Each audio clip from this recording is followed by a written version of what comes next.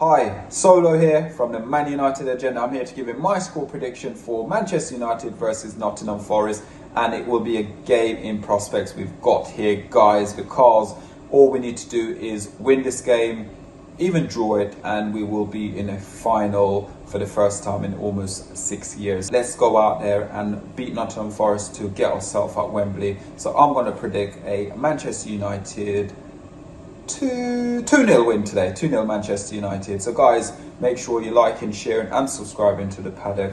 Thank you. Hi everyone, I'm Monday Juma here from the Man United Agenda. I hope everyone is doing well. Big up to everyone at Stretford Paddock and all the Man United fans out there.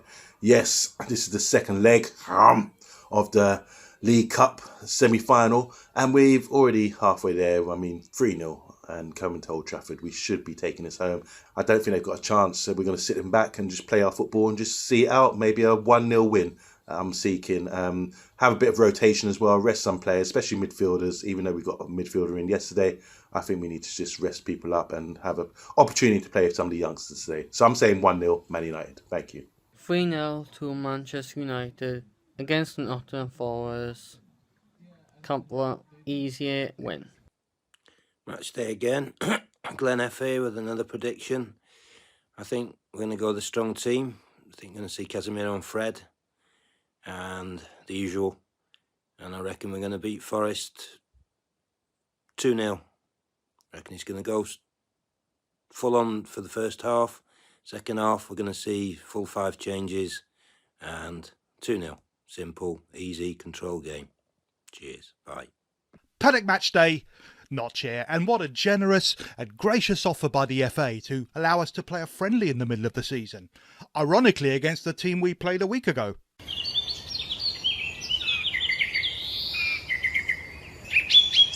The question now is, now that we've secured a place in the final of the behemoth of all domestic cup competitions, the Caribou! Da, da, da, da! We basically have a new episode of, well, guess the first team.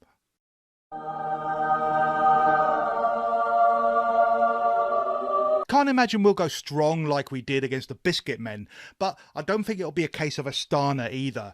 Could still see another improved showing from... I think we'll see it out 2-1 with a half-weakened side, and then it's down to London for the cockles and mussels, the pie and mash in the rhyming slang. Oh no, that's East London. Trust the Notchner.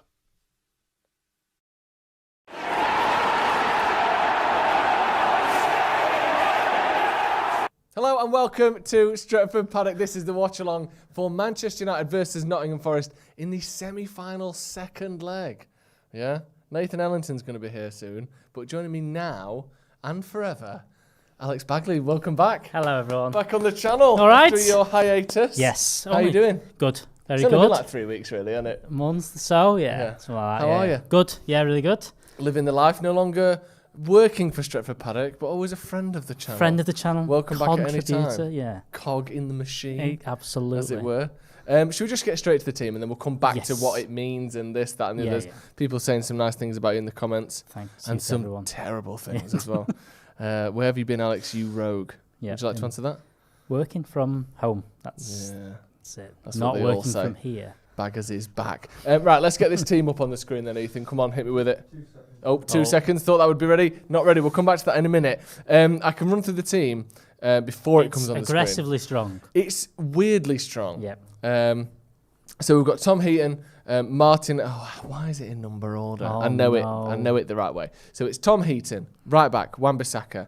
Then you're looking at Varane, Martinez, and Luke Shaw as your back four. Full strength. Full strength. At the midfield, also full strength. Fred, Casemiro, there you go, Bruno Fernandes, and a front three. The first sort of show of, well, I suppose, Tom Heaton for De Gea. But outfield-wise, Garnacho coming in for Rashford, which obviously giving Rashford a rest. But then it's Anthony and Weghorst, the two that have started the last 3 games, I believe. Yeah, I think so.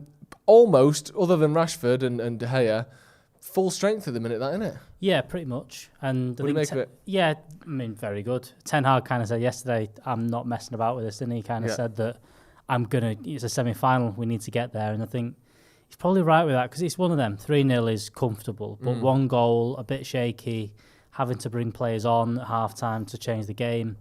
that changes things. And I think that he's almost thinking, look, if this team's 1-0 up in the first half, then I can make changes and rotate and bring 3 or 4 different players on. Yeah. Garnacho gets a start.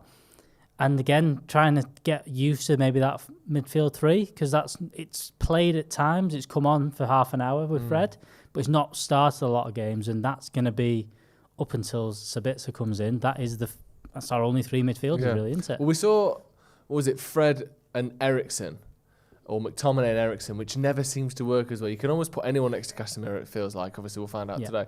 But I think that's a good point. If we get the first goal, it's done, innit? There's no way they're getting 4. I mean, they could. We could go full fucking, West Brom 5-all, but I can't imagine a world where they win 4-1. So that first goal is probably maybe not crucial, but if we get it, it's done. I think that's his thinking, isn't it? Because otherwise, if they score 1 in the first half and then just shut up shop and then get another one in the 80th minute, then there's a horrible chance that they could actually do something. So start off strong, and then you can bring off maybe Casemiro, Bruno, even Wan-Bissaka, who went from not playing at all to playing every week, might need a rest.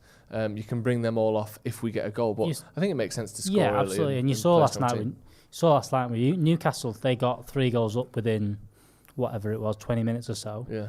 And that goal from Che Adams changed things straight away. Everyone went, oh, they're in the game. It's another goal. And then you've got, like you said, a dodgy last 10 minutes where there's crosses coming in the box and you never know what happens. So to not have that goal conceded, to kind of get on with it, I think is important. And look, you don't know what team Forest are going to part. Maybe they're thinking about this game's kind of over. Yeah, that's a good point. And maybe they rotate. But look, strong team. Happy to see everyone playing. And yeah, good to see. Yeah, speaking of good to see, Nathan Ellington in the building. He's just coming on now, coming round here. How you doing, mate? Okay. Good to see you. Good to see you too. Have you seen the team? This is the United team, so we'll go through that again. Thank you for joining us, by the way. Nice to see you. Heaton, Wan-Bissaka, Varane, Martinez, Shaw, Fred, Casemiro, Fernandes, and then it's Anthony, Garnacho and Weghorst. Strong lineup, that, innit? Of course. That's what I was expecting, and I was hoping Martial, Sancho and Rashford were going to be on the bench and come on second half. Yeah. Exactly what I was talking about. We've not even got to them yet, so let's go on to that. So Sancho's a big one, obviously, not been in the squad. When was the last time he was in the squad? The Chelsea game? He got subbed off against Chelsea, and I don't think we've seen him since. It's been a while. He's been just tuck under a bit more, so a bit closer to the mic. Sorry, thank you. We've not seen him since then. I think it's 2.5, nearly 3 months, 2.5 months, which is a... Have you ever seen that? Obviously, you're played professionally at every level, Premier League. You know exactly what whether this is common or not. Maybe it gets masked as something else, or maybe not. But how often have you seen a player out with non-sort of physical reasons for nearly 3 months at this level? How common is that? Never seen it, to be fair. No. Never ever seen it in my whole career. No. Everywhere I've been, I've never seen that happen. So hats off to Ten Hag, because he knows what's needed. And today's different though. Like today's generation is a bit different. And to be fair, the social media side of things are really, really harsh. And we're part of that, saying what we need to say. But when I was growing up and I was playing, it was just coming into play, the social media side of things. Yeah. So now the spotlight is on them, and everyone's saying everything, and they're reading that and hearing it. So there is a mental side that needs to be looked after. And maybe that's what's happened, and he's just lost his head, lost his mind. The same what might have happened to Rashford last year. So we hope that he's got over that now. He's come out of the limelight. Nobody's talking about him. Let him focus on football again and get him fully fit and ready. And now he might have a clear mind to just go and be the Sancho that we all want him to be. It's weird. Like you said, obviously I've never seen that before. I didn't know if it would be that sort of thing where they would call it something else, or they'd say he's injured, or they'd say that he's and name it something else. But Ten Hag basically came out and said physical and mental, that he's just not ready to play. But it's great to see him back in the squad, isn't it? Yeah, it's great to see. You can see straight away that we rotate a little bit tonight, but all of a sudden you look at the bench and you go, can change the front three there and bring some exciting players on, which, amazing. What's it, six weeks ago, we were looking at it going, you've got no one to change the game. Yeah. You've only got Garnacho to bring on, and now you've got 3 lads there. You've even got Pellistri, who's looked sharp when he's come on. Yeah. You've got things to change the game, which, look, the only way United are going to continue on with this game form is if everyone's firing, because seeing as soon as Rashford stops scoring, everyone starts panicking and things like that, you're going to need everyone to kind of contribute from now on, because, a game every 3 days until the end of March now. Till the end of time. Till the end of time. If United keep winning, there's just more games, more and more games. Is it possible if we win the Barcelona? Is it possible to have all these games if we keep winning? I don't even know. Because there's a point where you go, we're playing every week anyway. We've got you do Leeds. Europa League, there's just not enough time. We've got Leeds home and away in the league in a week, back to back. I don't know. I've seen us play like a team in the cup and then the same team in the league. I don't think I've ever seen us play the same team in the league twice in a row before. It's just ridiculous. Like, we've got more games than anyone else because no one else has got the Europa League extra round that we've got because that qualifying round. No one else is in the League Cup except Newcastle, but they haven't got Europe. No one else is in the Arsenal already out of the FA Cup now. No one is playing as many games as United, so it is ridiculous. Just on that midfield then, you mentioned there we could switch Rashford, Sancho, Martial, and you could have a whole new front three that is on its day excellent. The midfield is slightly thinner. The only midfielder on there is Kobe Mainoo, who is 18 years old. He's played about 130 minutes for United or professionally. McTominay out, seemingly that went under the radar. They did a press release about Eriksen, and then he also went, McTominay's going to be out for ages as well. So they're both gone. Sabitzer came in yesterday. Nathan, give me your thoughts on that signing. Do you know much about him? Do you like what you've seen from him? If you've had a look at him recently. Yeah. Look, I didn't watch him much until I heard we've got him. Yeah. That's for sure. But player who's been at Bayern for that long and been at Leipzig before as well, and he's won things there. So he's a winner. He's another one who's coming in as a character that's won things in the past and knows how to do it. So that's number one. Then going in and looking at his highlights, he seems just like an Eriksen anyway, but he looks like a more robust Eriksen. I've seen free kicks from him. I've seen long shots from him, volleys, left foot shots in the top corner. Yeah. So he's got ability to do everything. And throughout his career, he's played pretty much every position. Yeah. He's played central, right, in the hole, on the left. He's played even false nine. He's played everywhere. So to have that kind of player in your side, once we've lost Eriksen, it's like we've got a like for like.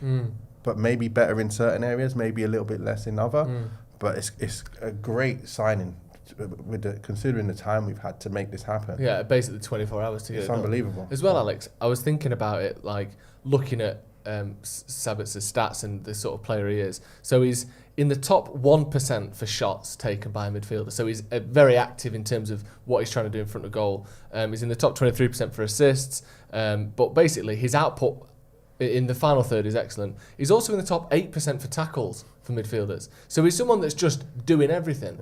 Yeah. And the other thing is, with Eriksen, he was someone that basically got left out in the cold by Jose at Tottenham, looked to be past his best, went to Inter, was decent-ish, not their best player, then was excellent for Brentford, but he's playing for Brentford. And yet he's come into this team and looked excellent. Do you think we can see something like that from Sabitzer? I think you're going to need to. I think we're going to need to. Because there is the question mark of he's not been playing for Bayern. Yeah. That's the only worry, is that there's got to be a reason for that. Now, the reason might be that they've got a lot of good players. Kimmich and Goretzka's not bad. Yeah. But that's knocking about as well. That's not a... that's maybe a reason, but you've got to worry a little bit there. But look, the level he was at Leipzig, that you didn't get into that Leipzig team unless you had the fitness levels and stuff like that as well. So I think there's going to be no question mark over that. And look, if Ten Hag likes him and wants to bring him in, I think they've done really good business. I don't think, the business we've done, Weghorst, Butland and Sabitzer, isn't, in Man United standards, a great transfer window, but in the fact of we've not been able to spend any money, it's as good as you were going to get. You're not going to get any better than that, spending nothing. So, look, we should have been able to go out and maybe buy someone that fit the first team, but we know the situation with ownership and the cash in the bank just not being there. That's as good as you're going to do, and hopefully Sabitzer steps up and plays that role. And look, you're going to need players like Fred, because you don't know how he's going to adapt and come straight in. He might not play straight away. Look at Casemiro, didn't play for 3 or 4 weeks when he first come in, and now he's one of the best there is. But you're going to need time for him to get in there. It might take 2 or 3 weeks for him to be a starter. Yeah. You're going to need likes of Fred. You need the other players to step up and continue on what they've been doing. The problem is, there literally isn't anyone else. No. Like, that's not like, we're resting someone. No one is being rested here. No. They're either injured or it's Mainoo. Yeah. Like, Eriksen, Van der Beek and McTominay all out with sort of medium to long-term injuries. I think they said a few weeks, didn't they, for McTominay? So it's not like I'll be back at the Could be 8 weekend games type though thing. with 3 weeks. Yeah, that's what I'm saying. 3 weeks is 8 games. So yeah, he needs to be decent, really. Luckily, Fred is, fingers, touch wood or whatever, typically quite good injury record. Doesn't seem to get injured that often, but we're very, very thin there. If you want to be competing across everything, we've got to have a bit of luck here at some point, haven't we? Yeah, but you've also got to think of what Eriksen's been doing with a lot of the players. He's been moving them around whenever needed. Like Malacia plays right back if he needs. Ten Hag, you mean? Sorry. What did I say? Eriksen. He's been moving players Yeah, around as Eriksen. well, not in the like same he's way. a manager now. Yeah. But yeah, so Ten Hag's been putting Malacia right back. Yeah. He's been putting Shaw centre back. So why not, if we have to, put Martinez central defensive midfielder. Shaw could come in there, Malacia left back. And you could keep that going if you have to. Like if worse comes to worse, I would expect to see something like that. I wouldn't even be that surprised if you put Luke Shaw in midfield. I think he might go for Martinez first. Yeah. But I think the way he sees Luke Shaw is this like on the ball utility option where you can pass it to him at any time. He's always an out ball. Maybe I wouldn't be stunned to see Malacia at left back and Shaw and Casemiro in midfield if we had to. But hopefully we don't have to. It won't get to that point. Yeah. Brian and Elaine, who've been members for 24 months. Thank you very much. Says great to see Baggers back. There you go. That's good. You feel happy? People like you? Very happy. We've got over 3,000 people watching. Let's see if we can get to 1,000 likes. Only 100 likes so far. Let's get to 1,000 likes. Let's have a look at Forest team. I want to come back to some of the United players in a minute, but let's just have a look at Forest and their lineup because it's a weird position that they're in. Have you ever been in? Did you ever play League Cup semi-final? Did you get to that stage? Because it's weird having a two-legged domestic.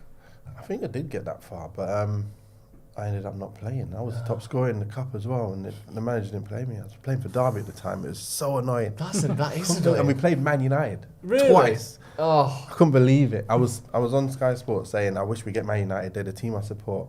We got them. We had a new manager, and he didn't pick me.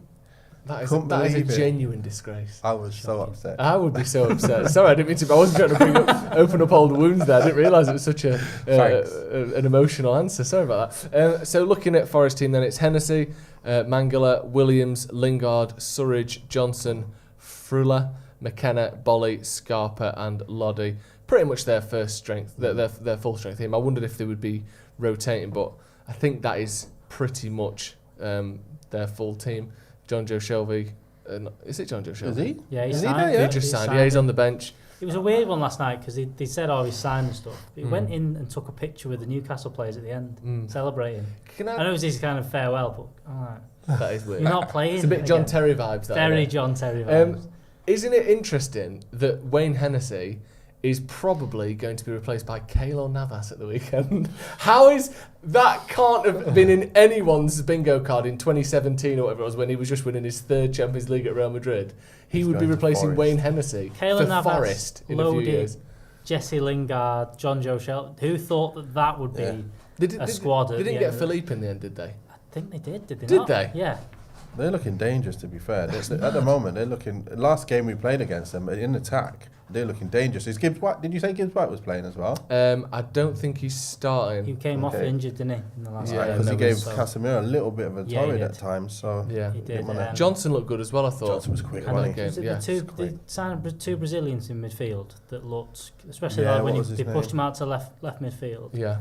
He came off later on in the game, didn't he? Was it Scarpa with the headband? He was wearing a headband. I think it was. He looked, and he's dead balls and stuff as well. Quality player.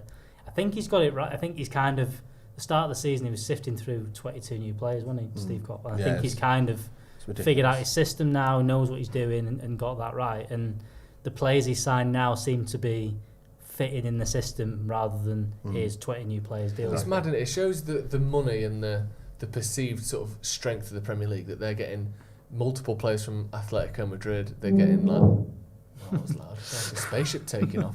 But the calibre and the sort of stature of the players they're getting, it does show. Like Keylor Navas plays for Nottingham Forest. How is that even possible? When they had, what was it, Thingy Ward in there in like the 2000s, and now they've got Keylor Navas, who's one of. Is there a goalkeeper in the world who's won more Champions Leagues than him?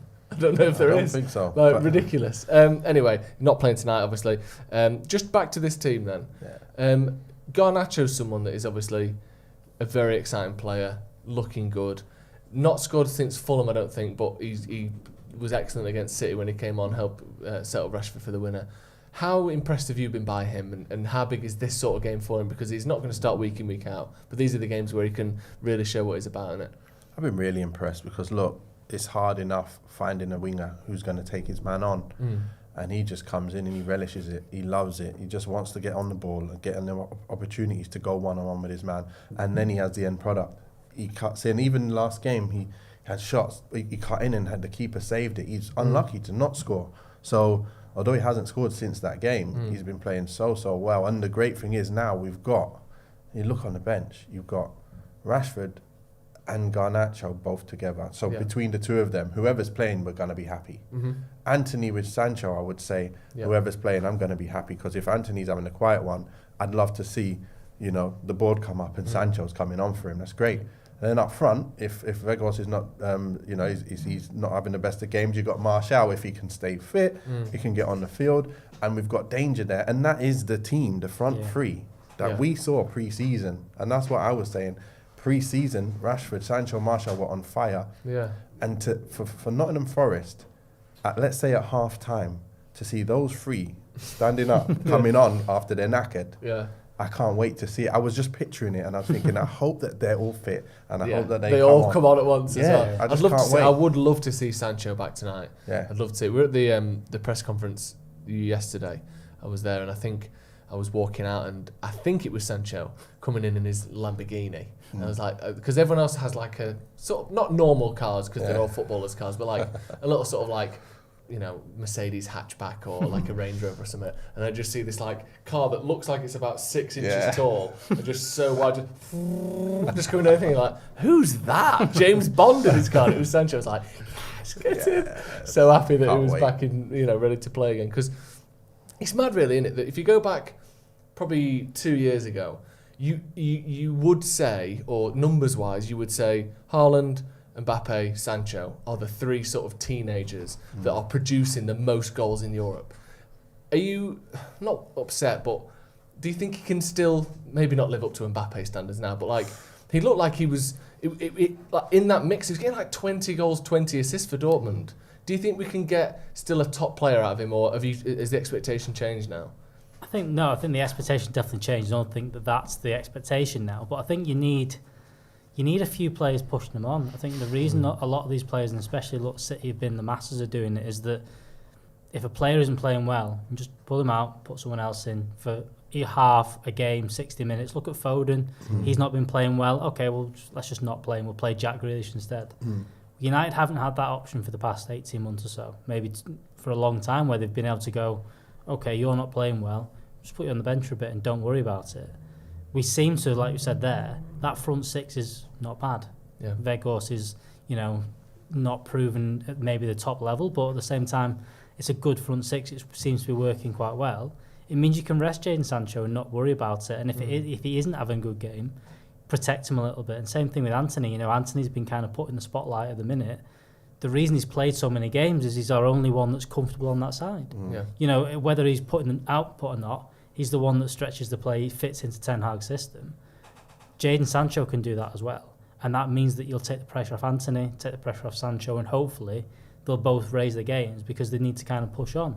But United need to do that. They need to not have the pressure. United for so long have kind of, it's been, if this player doesn't play well, that's us done. We had that so much pressure on Bruno, so much pressure on Paul Pogba. Even at centre-half, we've had, if Eric Bailly doesn't play, we're in trouble and stuff like that. It's always been these heroes across the team rather than being a squad that can interchange and do that. And you've seen it now. The only way you're going to be able to do this over 4 competitions, which is what you want United to be doing, is by having 6 players in those front 3 positions that can contribute, can drop out, can play in different positions.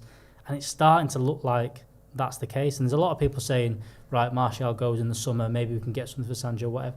You need a squad. You need these players. And yes, they're going to have to kind of accept that they're not going to start every week. But no, I think that Sancho can get back to that level, but he needs to push on now and hopefully stay fit, get running the team, perform when he's got a chance. And look, I'm hoping he does because he's a quality player. Yeah.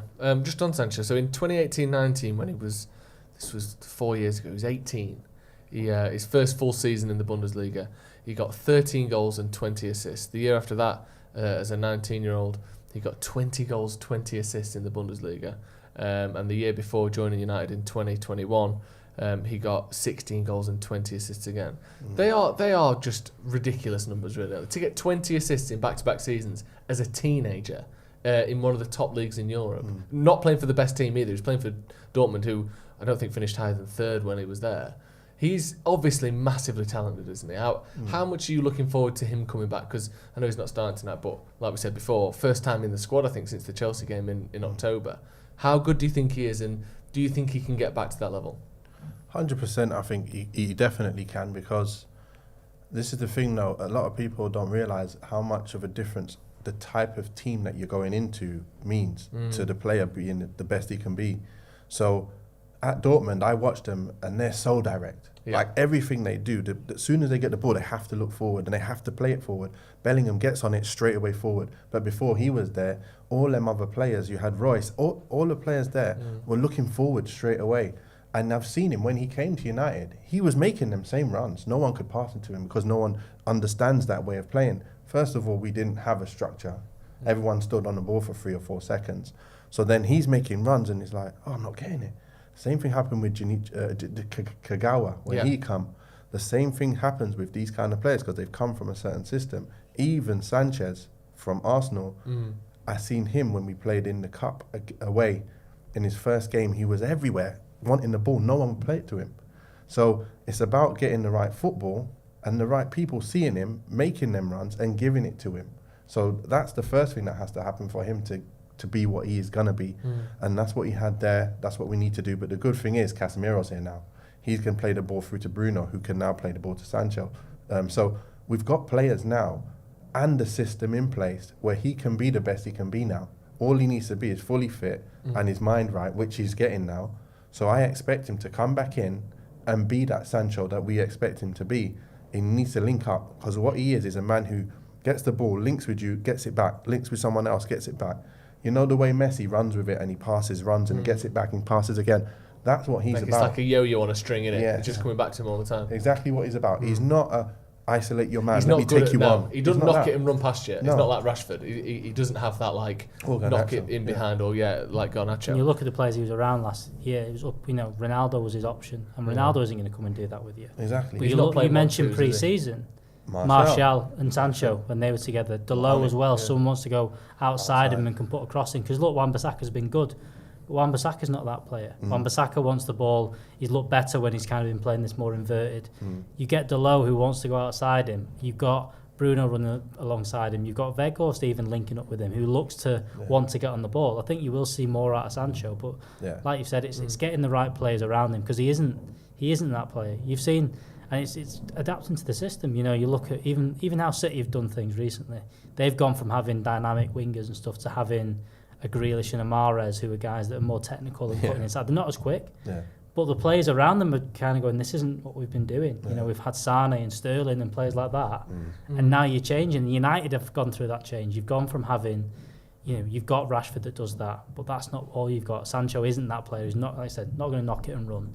And hopefully you get the players around him. And maybe the same is for Donny van der Beek, again, a similar player. And as we hopefully get further up the pitch, which United have been doing and winning the ball up higher, those kind of players maybe come into it a little bit more.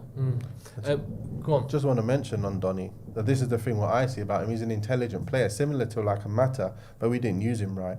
In terms of Donny, when Sancho, they're the kind of people who he would like to play with. I can see it. Like, the intelligent players will play balls around the corner, get it back, first touch. And that's the kind of stuff that opens things up for other players who are quick to then go and make things happen. So it's all about, the right players playing together that complement each other. And Ten Hag knows how to do that, and he's doing it. Look what he's done. He's brought in players that are not big time in terms of mega money, but they're fitting the system now. And that's what we're all seeing happening, with all the new players we get. We've got a few quotes from old Tom Heaton. It must be weird being a second choice goalie, where you have to come on and do it. He's done an interview here. Obviously, he's playing for United tonight, and he does. I think this is like his second start, but obviously he trains every day, and he's just up until the game, he's just as much a United player as anyone else. Yeah. But when it comes to actually playing, he's played like the same amount of games as, I don't even know, like one game for like United. It's Diego Posibon. And you're like, he's coming out and he's like, we've had some strong performances at Old Trafford recently and we're looking forward to hopefully putting another one in tonight. Great, I love that, but I don't think he's been part of any of those performances, but obviously that's his role. He said, we're looking forward to the game, we see it as a great opportunity to try and get to Wembley. Pretty obvious stuff there from Tommy. Yeah. Surely we're getting to Wembley. Of course. Can you... With that team, we're getting there. Sorry, there's alien abduction going on upstairs. I think the cleaners are in actually, so that's what all that noise is. It sounds like they're playing a game of, I don't even know, just sliding throwing chairs around. I love it. It don't usually last too long. They'll be gone soon. Can you imagine a world where United don't win this game or win this tie? We can obviously lose 1-0 or whatever, but surely not. Paint it for me. Paint how, if we are going to lose, how would it happen? They have to score really early to start panicking things. And look, if United settle into the game, I just don't see, the way United have been playing. I've said this about, top four and things. I think that United just don't look like they can have those really bad performances, and I don't think they can have two back to back at the minute. I think they're playing some good football. I think that team, there's enough clever footballers in that team to manage this game well tonight and realise they don't need to take too many risks. But it's one of them. You've got players like Garnacho on the pitch. You've got players like Anthony. Give them the ball and let him do it. And Casemiro will run the game. I think the problem kind of with the rotation is if you were going to rotate tonight, it was either this team or the kids completely. There's no way of... if you maybe had McTominay fit and a few others, you might have been able to do it. But you had to go for this, and he's probably just thinking, look, let Casemiro run the first half, 45 minutes, kill the game, get a goal, and then even if you don't get a goal, even if it's 0-0 at half-time, the game's dead. The game's dead at half-time then, and then you can change things. Hopefully bring on Mainoo, who's looked good the last few games he's played. Yeah. Hopefully give him another 45 minutes. It'd be nice to see. Yeah. Are you surprised by how strong the team is? Not really, no, because when I was thinking about who could play, and I was thinking, I don't want to see Maguire, Lindelof playing at the back in this game, because if we concede a couple goals, and they're quick, they gave them boys trouble last week, and I was like, I don't want any opening for Nottingham Forest to get a goal and then get their back. We get our backs up and we're like, if we get another goal conceded now, it could be another one, and then that's when something could really go wrong. Yeah. And so I just thought, you know what, start strong, and then half time, if we're one up at least, then you can take players off, and like I said, them three. That's nice. It's lovely to see. I just want to see them come on, and that's what I always imagine what's going to happen in the game and what the manager will do, and I'm so happy I'm seeing those three there. They've not. They've not played together all season. Exactly. Even at the start of the season, I don't think they were. No, they didn't play. Were starting. I don't think they got. I think someone was injured or. Did they play against Liverpool? Was it them three? That was a free against Liverpool, wasn't it? Yes, but they started. Martial came on a sub. So it was Alanga that played to start with. He did, Do you know that? I was saying this a few weeks ago, and it's still true. Do you know the team you imagine as our first choice team? So De Gea, Dalot, Varane, Martinez, Shaw, Eriksen, Casemiro, Bruno, and then you'd probably say Rashford, Martial, Anthony. Yeah. And that team has never started a game together. Yeah. And it's just like, I think Ten Hag's done an amazing job of not because Jose, his way of doing things was anything bad happens, it's the world's going to end and it's all your fault. Like there's a defender crisis, it's awful, I need backup, I need this, I need that. But you think Dallow's been out for a month now and doesn't look to be coming back anytime soon. We had Anthony out for 2 weeks leading up to the World Cup. We had Martial, who's missed more than half the game so far this season and has only just come back from injury again tonight. We've had Sancho, who's been out since October with unable to play. You've had who else has been injured? I think Fred was out for a bit. McTominay's out now. Eriksen's out now. Van der Beek's out now.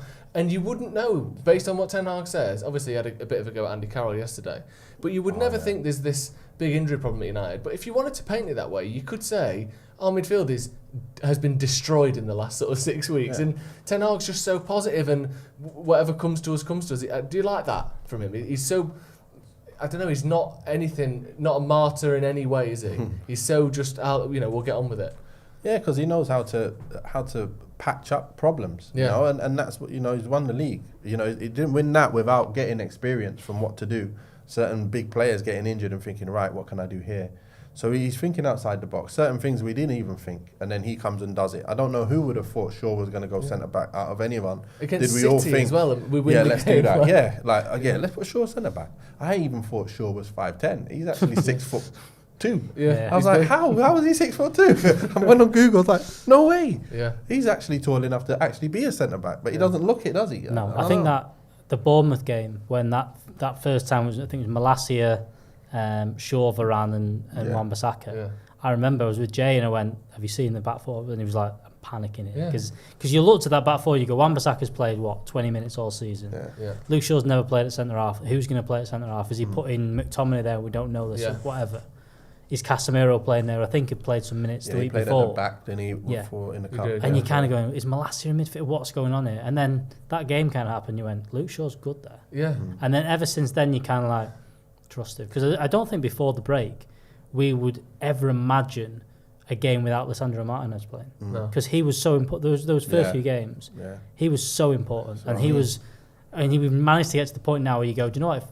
If it was Shaw and Varane, you'd be happy. Even if it's Lindelof and Varane, I think you go into the game pretty calm now. Bad, Whereas before that, I think that everyone was, you had to have him play, you have to have him playing. But I think he's rotated well. Everyone's got a bit of confidence, which is good to see. And just hopefully it continues. It's just mad though, isn't it, that he's got to that point where... Because if you'd have put Luke Shaw at centre-back under Rangnick last season, he would have been awful. Like, the confidence and, like you said, the system, the players knowing the system, knowing where to run, where the pass is going to come from, where the options are. Like, it's so much... It feels like you can have so much more movement within that system. And we talked about it. We did a few videos on this channel of how will Ten Hag set up, what are Ten Hag's tactics. And we look back at his Ajax stuff, a lot of analysis, interviews that he'd done, scout reports on his style of play. And one of the things that came up time and time and time again was structure, very rigid structure, but a lot of movement within that structure. So you can be here, you can be there, you can be there. As long as someone is occupying all of these spaces in the right way, I don't mind who's doing it. So he's almost got that thing where, like, yes, Shaw can play left back or he can play centre back, but as long as the centre back does the job that he's meant to do, the left back does the job that he's meant to do, it all works. And I feel like the players are understanding that, and someone like Shaw as well, who in the past had been criticised for his intelligence by Jose, hadn't he? Said he needs to learn to not need my brain when he's playing. Couldn't believe that. Yeah, exactly. But like, he's someone that is obviously capable of learning instructions, learning the system. And it feels like you can just slot these pieces in and out, and they kind of can put a competent job together just because the system's so good. And it's so good to see that, because like you said, when there's an injury crisis or what could have been in the past an injury crisis, you just go, right, pop you out of here, put you in there, plug you in there, and we've patched it up and you know what to do. So I absolutely love it. Ten Hag's been speaking about rotation of players, not just the general concept of things spinning around. We have some, but we also want to keep our routines. He said we have to win games and keep the progress going, keep the momentum going. That is important as well, isn't it? I mean, obviously, you tell us, I've never played professional Premier League football, but it's a weird one of you want to rest players, but at the same time, football players like playing football, and you want to keep this momentum going, don't you?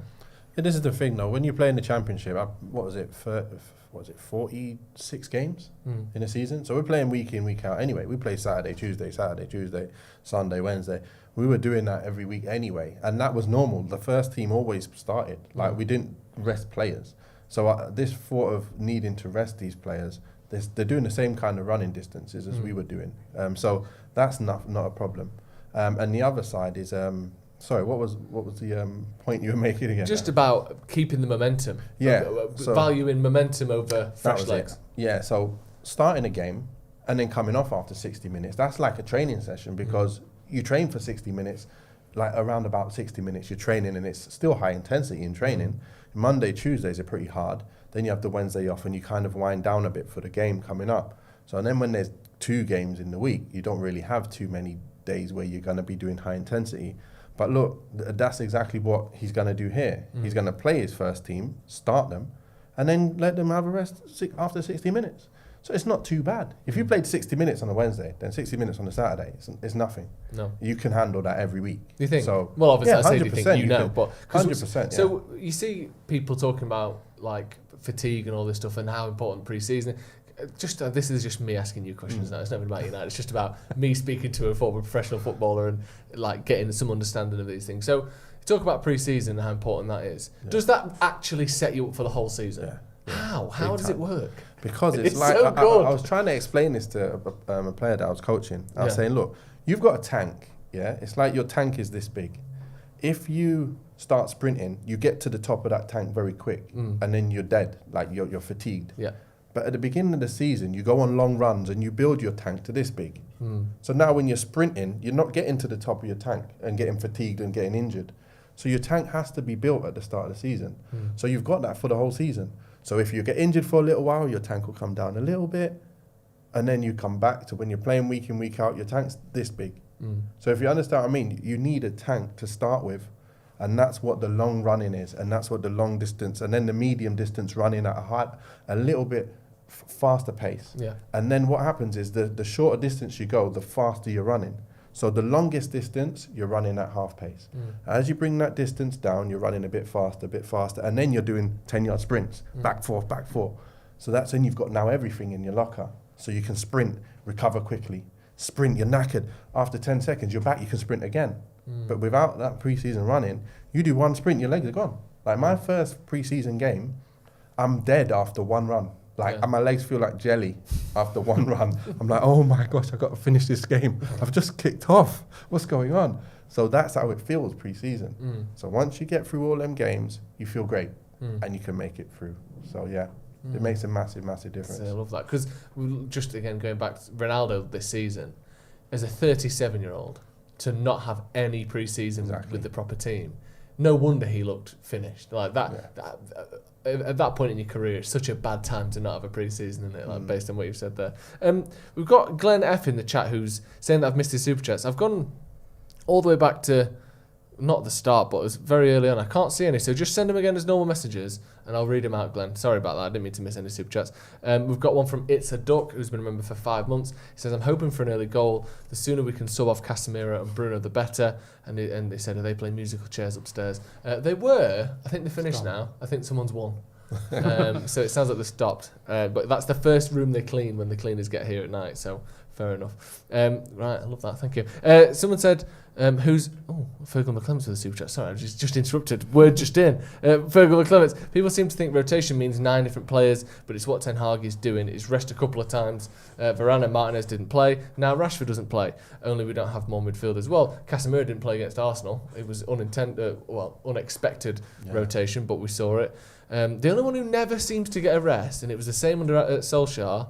Alex, can you name the man? Bruno Fernandes. He just plays. He must be the fittest player because he's not missed. He's missed 3 games since he's been to United. It's frightening. I think he played more games than anyone in the world last season, didn't he? Or the year before. He played like 70. No, because he was on for the record. Then he got injured just before the Villarreal game, didn't he? Remember? Yeah, I think that same year, 2020 or 2021, Bruno Fernandes played like 75 games or something for club and country. But his fitness, his tank is just naturally massive, isn't it? Because he's the last minute of the game, every game, he's still sprinting and pressing. How good would it be to just have that as a natural thing? You see his frame as well. He's quite petite, isn't he? He's no real muscle on him. He's just an absolute workhorse.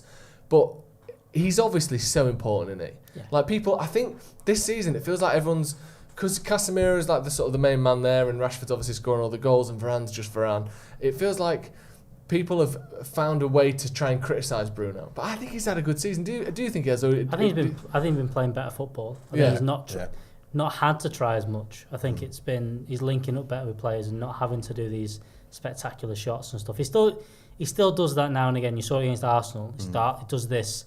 I'm just going to shoot from everywhere because I'm getting frustrated, and that's annoying to see when he does that. But you can't knock him. He puts an absolute shift in every single time he plays. I think I don't think he enjoys going out on the right.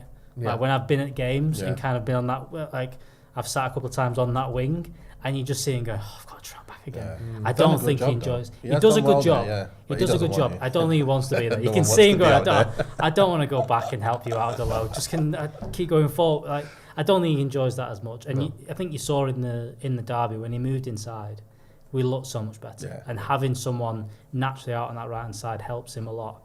But no, he's been brilliant. I think he looks better, and I think look, he's one of them that, again, we don't want to be relying on him. We don't need to rely on his numbers. And hopefully you get to a point. You look at the teams that have won the Premier League the last few years. Yeah. They've kind of done it without someone dragging them all through. Yeah. It's not just one player does it to win the Premier League. Even City this year are kind of doing that and have gone backwards. You look at Arsenal, they've not got someone prolific. It's just like Saka's doing good numbers, so is Odegaard, Martinelli's chipping in, Nketiah. Like, but that's what you want. That's what you kind of want, where everyone's kind of coming in and scoring 10, 15 goals. That's a great thing to see. And I'm hoping that's the thing with Bruno. He stops having 40 goals a season, but if the team scores more goals, that's what you want. Yeah, it's interesting that, isn't it? Like, because I think the year Salah got 42 goals or whatever it was, they didn't win the league that season, did they? That was his first year. They won the Champions League. Yeah, I think they got to the Champions League final. And they got pipped by City, of course. Yeah, but the year that they actually won it, I think he got a lot of goals. But I think Mane also got 20 plus, and Firmino got 17, 18 as well. But yeah, I think it's interesting, isn't it, the way that football's gone like that. Like 90s, early 2000s, it was Alan Shearer, it was Dwight York for a season, it was Ruud van Nistelrooy, Thierry Henry. You would have, I know obviously other players in those teams, but it was a player scoring 30 plus goals, winning you the league. And look across Europe, it was the same. It was Ronaldo, it was Batistuta, it was all different players, obviously. But now it does seem as though it's City have done it for years without a number 9. I know they've had players scoring a lot of goals, but now they've got like Haaland coming in, who's obviously just banging goals in, and yet they don't look quite the same strength team as they did. Do you think there's been a transition away from one player scoring you the goal to almost that kind of like, well, Liverpool and City method of you get 4 people scoring you 20 instead of one person scoring you 40? I think the change that I've noticed is they've just outlawed 4-4-2 really, and they're playing with this winger system where the wingers have to get you all the goals really, and then the middle striker, he doesn't even have to get you all them goals for most teams, that is. So your wingers, your Mane, your Salah, your Mahrez, all these boys got to get 25 a season. So it's completely different football than we're used to seeing all them years ago. And I think that's the main difference with what we're seeing today. And as you say, with Man City, they're gone from pacey wingers to footballing wingers more, and we think that they're not the same. And they're not as dangerous. But when you look at the points that they've had, they're the same kind of points. They're not far off. I think they're 2 points away from last season's points. And even if they did have them points, they wouldn't be ahead of Arsenal. No. So that shows Arsenal how good Arsenal best starts to a Premier League season ever, haven't they? Yeah. One for 100 points. One off, yeah. So they're firing really well. And although City have changed, they've become a different type of team, I was thinking the same thing, like, City are not the same. And then I'm looking, I'm like, wait a minute, it's the same. Statistically. Yeah. I think the other thing that does it is, usually you'd expect them to be in the League Cup final as well. Yeah. They've, 4 of the last 5 years? They've won it. Or 5 of the last 6 years, or whatever it is. So normally, by now, it feels like they're normally top of the league by now, and they've normally got a League Cup final on the way. They're doing neither of those things, so they must be playing crap, but they're not doing that badly, like I said. The points-wise, it's still pretty similar. Andrew Naker says, if Bruno wasn't starting this game, who would your shout be for captain? Alex, you go first. Captain in that team. Probably Varane, just because of experience overall. But in terms of who's been there, there's not really... You can't give it Shaw, can you? But that, again, he's probably the most experienced player there. But in terms of at United, but probably be Varane, wouldn't it? You'd give it to Varane. Yeah. Been captain of France a few times. Was he vice captain behind Ramos at Madrid? Yeah, I think so. I think he was one of them up there with that kind of stuff. I wonder who would have been higher up the hierarchy at Madrid between Varane and Casemiro. Varane for length of time, because Varane was there early doors when he was. Yeah, well, Casemiro's there longer than you think. Anyway, I think all speak English, right? They can all speak English well. Martinez, Casemiro, and Varane can't. Is he? Varane can now. Varane can. I think he learnt it when he got. That's quick, because when he first came, he couldn't speak, could he? At all. Casemiro's English isn't great either, but he's learning. Yes. So why wouldn't you look at Martinez being like the player? Because he looks like that player, just like. And does his thing. I think the good thing is now you're looking at it and going, Varane's been captain of France and and done that. Martinez, you give him the armband. Casemiro, if you gave him the armband, be fine. I mean, Sabitza's come in, was captain of Leipzig. It wouldn't surprise me if you gave it Rashford for a few games. Yeah, exactly. Which is good. It's what you want to see, because it's been the kind of going. Maguire's had it, and you go, okay, if you take it off him, who'd you give it to? But it looks like you could give it to a few different players. It's good, now, that, isn't it? Yeah. And it's, I think that thing of bringing players in who've won stuff, I think that's what Arsenal are doing as well. Yeah. That's why they got Zinchenko. That's why they got Jesus. That's why they've got Jorginho. Yeah. Not just are you getting a backup, you're getting players who have won everything. Like, that is such a big thing. It's weird, isn't it? Because you think, I feel like people overlook the mental side of football so often. I know it's more Massive. It's coming in more and more, but like, people are so obsessed with stats. I feel like the 21st century has been the last decade has been the stats decade. With social media has come XG and has come pressures per 90 and tackles per 90. I feel like the 2020s is going to be the mentality decade, where we talk about confidence and mental health and systems like you were talking about before, and how the mind of players fits into these things. Not just how many goals did he get, but like, does the fact that Zinchenko has won 3 of the last 4 Premier Leagues or whatever it is, make more difference than a player who is physically more gifted or technically more gifted, who's never won anything?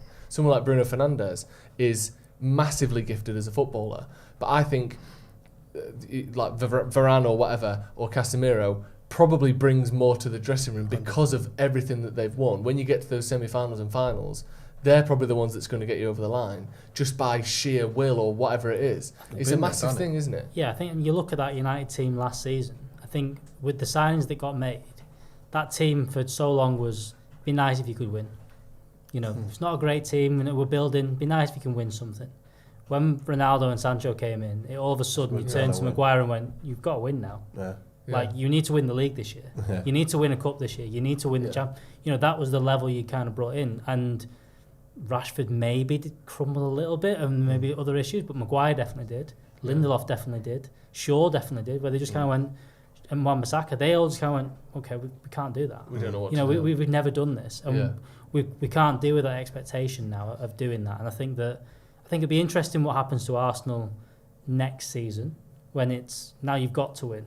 Well, can they win it still? Can they win it now? They've got to do it now. Yeah, they're ahead, but it can easily change. But it's once you get towards it and you go, you've got to win now. Yeah. You should win this. You should be winning these tournaments. And same thing, again, Newcastle will be that as well coming up. It's been great for them this season, the underdogs, and they shouldn't be winning. They're doing well.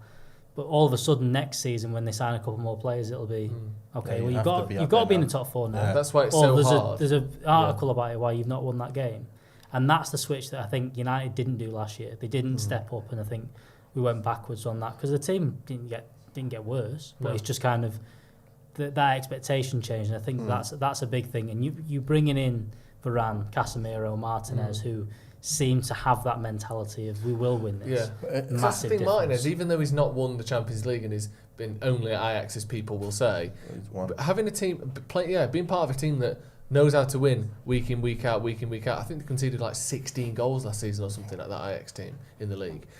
That mentality, maybe he'll question himself a bit more than Varane and Casemiro will, but that's still massive, isn't it? Winning your domestic league, 100%. Like year in, year out, that still builds that same kind of thing, doesn't it? Yes, I've been part of winning mentality teams. I've been part of teams who've gone down. I feel the complete difference between the two. When I went to Wigan, everyone was winners, and they just needed a striker to get involved. I jumped in, and then we was like the full outfit, and we just won all our games. We've got over 100 points, won the league, Division 2, then it changed to the Championship. But we brought that into the Championship, and we were playing teams in the Premiership, beating them, because we just had this togetherness and this feeling of, we're winning. Like, every game we're going to win. Like, we might lose the odd game, but it was weird to lose. And that's the feeling. It's like, oh, we're winning. And that's why Casemiro, Martinez, that feeling inside these guys, they've been there, done it. They come to this game, second leg, whatever. Yeah. This is normal for me. This is not even anything. Let's get to the final. Who cares? It's final. And you will perform exactly the same. Yeah. Some people who've never been there, they're gonna feel like some little jitters. Oh, I've never been there before. Oh, savor the moment. This is unbelievable. This is Wembley, and you could not play your best game because you're not used to being there and doing it in the past. So that's why he's building a team where most of them boys who've been there and done it will carry the others if they do not play to their best. So. I think that was the problem under Solskjaer, is you had, I know he'd won it in Norway, but he's not. I don't think he'd played in the Champions League. They can get in the Champions League, can't they? But I don't think it had. And then you had a team full of people who, I know Rashford had won He's won a couple of bits, but again, no big trophies. The FA Cup, I think, was it the FA Cup win, Rashford? No, he just came through the season after properly. No, he must have done. No, wait a minute. He must have done because he came in under Van Gaal, so he must have been in the he squad. Okay, but he wasn't like a core member, a key member of the team. You got a few players who'd won this, that, and the other, but I think you had Maguire, who's your captain, who'd never won anything. Lindelof next to him, who'd maybe he'd won the league with Benfica, but again, he was a youngster in that team. You had Wan-Bissaka, who'd never won anything. Luke Shaw, who'd won bits and bobs, but again, was in and out of the team and was injured during some of the trophy wins. Then Bruno, who'd never won anything. Like, you look, and then a manager on top of that, who had also only ever won a trophy in Norway. It felt like that semi-final sort of curse. I think part of that was the mentality, and like you said, hopefully, for now, for people like Varane and Casemiro, this second leg semi-final is probably not in their top 100 most important games of their Exactly. career. It's nothing. It's another game. Yeah, for Harry Maguire, this is probably top 5. Yeah. Do you know what I mean? He didn't play the Europa League finals. He played a few semi-finals, but this is just one of only a handful of semi-finals he's ever played in. Yeah. It's just a completely different thing, isn't it? We're kicking off in 2 or 3 minutes. Get your score predictions in the comments. Also, like the video. There's nearly 4,000 people watching and only 600 likes. So let's see if we can get to 1,000 likes before kickoff and get your scoreline and scorers in. So what's the score going to be and who's scoring the goals? Alex, I'll start with you. Scoreline and scorers, please. Going to go 2-0 United and Garnacho and Fernandes to score. Nice. I'm going 3-1 United. Yes, 3-1. Yeah. It's a nice scoreline, 3-1, isn't it? And I've actually got Sancho coming off the bench and getting a goal as well. I'd love that. Part of that. I did think Rashford would come off the bench and score. I think Garnacho might get the first goal, be 1-0 up, and then Rashford and Sancho get the goals in second half. So I've got a little feeling that's going to happen. Me too. I'd love that. I'd absolutely love It'd be Sancho great to have him come back in and get a goal in his game back. It would. Glenn F says 2-0. Jim Mack says let's go 2-0 Steady Eddie. I think that's a reference to Souness calling Casemiro Steady Eddie. Adam Booth says 2-0 to United. Nacho, Garnacho and Sancho. Interesting. Sancho is an anagram of nachos. Right. And Garnacho's got the word nacho in it. There you go. Nacho and Nacho are going to both I don't know what that means for anyone, but it's worth pointing out that there's something going on here. Have you seen Jesse Lingard's he's got injured in the warm-up, so it's going to be Emmanuel Dennis in there instead. It's a shame. I wanted to see him play in it. Yeah. He got injured in the last game. He did. And he had to came come off. He came off. He got a good reception in that game and stuff. It's not quite working out, is it? Ten Hag in that tan suit on his picture. Reminds me of when Barack Obama wore that tan suit and all the Republicans just went ballistic. Like, how can you lead the country in a tan suit? You're like, how can that possibly matter? But Ten Hag's still in that. When he wore it for about, was it four weeks running? He was always in a tan. He came to England to sign all his deals and everything, and gone, I ain't brought a suit with me. And they went, we'll get you one from Moss Bros. And they just brought him, like, one? And he's like, yeah, you're going to have to wear this one suit for the next 4 days. But yeah, Weghorst is an interesting player. You're number 9, the striker. What do you make of his style of playing, and how do you think it fits into the system? Because it's not the dribbling, running behind Martial type player, is it? It's much more traditional. Yeah, he is what he is, isn't he? So he's a player who's going to get hold of the ball and hold up play and link up with players. He's doing that very well. And then he's going to be in the box, and you've got to supply him. And that's the kind of player you've got to supply. So now it's about, can Garnacho, can Anthony supply this guy? Because if we can't, the most of the reason why he's on the field will be there's be no point to it. So I'm sure they're working on that in training. He's integrating in the side, they're understanding what he's about, because sometimes he makes them runs and they putting him in still, like in behind. He's like, what are you doing? This is Weghorst. It's not Martial when he's fit. So this is the thing though. This is what Ten Hag's always done, hasn't he? He's always had a player like that in his sides. So he's probably trying to replicate exactly that again. And that's where probably Anthony might do better now, because I'm no longer thinking of Anthony as a player who runs at you one-on-one out on the outside. I'm thinking, get him the ball so he can cut inside and cross balls, cut inside and play the overlapping player in, or cut inside and 1-2s with players. I think that's his game. I've been watching him for a while, been expecting him to do these other things, and he's not that player. Again, He's not that kind of player. So why am I expecting him? It's like me asking Casemiro to get on it and do dribbles past people. He ain't going to do it. No. Even though he looks like he might be able to do it, Anthony, that's not his game. So I'm not expecting him to dribble past people on the outside anymore ever again. Just cut inside and do your bits in there. Yeah, because it's still I know obviously you would like someone to be so well rounded they can do everything well, but you can still cause a team a lot of danger by just cutting back or just cutting inside or receiving the ball in higher areas rather than dribbling it there yourself. I think, like you said, if we are clipping balls to either Rashford arriving at the back post, we've seen him with a couple of headers this season, or Weghorst in there as well, or laying it off, or having that shot, having that curling option is always good as well, because people will be scared of that. And you can't block that ball. No. Once you open it up, you can't block the cross in. No, because you just can't. Yeah, we've kicked off 3-0 aggregate lead. It's about as comfortable as I felt going into a United game for quite some time. This, and it's surely we're in the final. Yeah, that third goal was massive. Yeah. It changed everything. That last goal, last minute of the game, changed everything. I think relaxed everyone a little bit more. Yeah, definitely. It's funny how you see Wan-Bissaka taking up these mad positions, just standing up front, and you're like, what are you doing? But the manager, you could tell he's told him to be up there and occupy them to defend more as well. Now he is so there. if they win it, they can't get forward because there's no one up there. Yeah. So that's why he's there. All right. I'm surprised to see Varane playing. I didn't think I'd see him playing this game. Yeah, he's the one you'd hope can probably maybe come off at an hour. Yes. Surely. Yeah. Well done, Wan-Bissaka there. He just always gets out of trouble. He's doing well, man. He's doing very well. Let's see. I'm surprised at how good Wan-Bissaka's been. He kind of looked like he was done, and I was more expecting Brandon Williams to get a game at some point compared to him, considering he'd been in the squad for so long. He looked completely done, didn't he? Yeah. You know, I thought I was thinking early on in the year, I was thinking, you know what, some player who I want to come in here and do a job, because we know what he can do defensively, is can Ten Hag get him in a system where he can now go forward? And he's been doing that a lot. You know, I was expecting him to be able to redeem himself. But the only thing that gave me a little feeling of, you know, when everyone's on World Cup and we had them games in Spain? Yeah.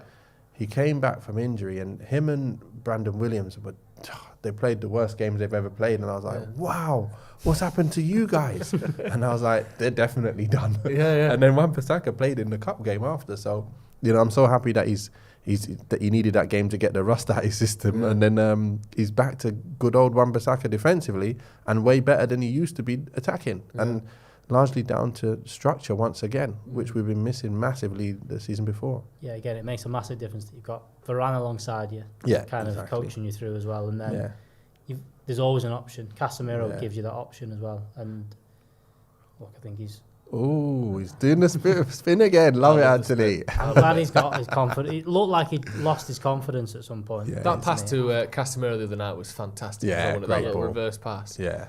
Brilliant. Yeah, I'd like to see him do a bit more of that. You know what's great about this team now is everyone does their own job. No one has to do other people's jobs. Yeah. And that's why we're playing so well. Yeah, that's a good Look at that run. Unlucky. Yeah, there's so much of that where it felt like Bruno took it upon himself to do his job, the striker's job, and the winger's job. Yeah, exactly. Pogba used to do it all the time, where he'd be like, right, this is my pitch, I'm just going to do everything. Yeah. But now it's like, Rashford, stay on the left. When we play in the behind, you're there. Otherwise, you know, stick to yourself. Anthony, do your job. That's a good point, actually. Yeah, I've not thought about that.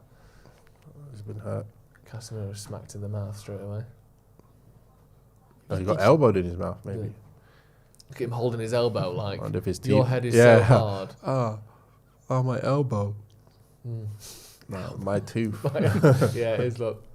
His tooth's gone. Yeah. That hurts as well when your tooth get hurt. Some players wear gum shields, don't they? Yeah, it's weird. That's weird. Football players, I don't know. I like that.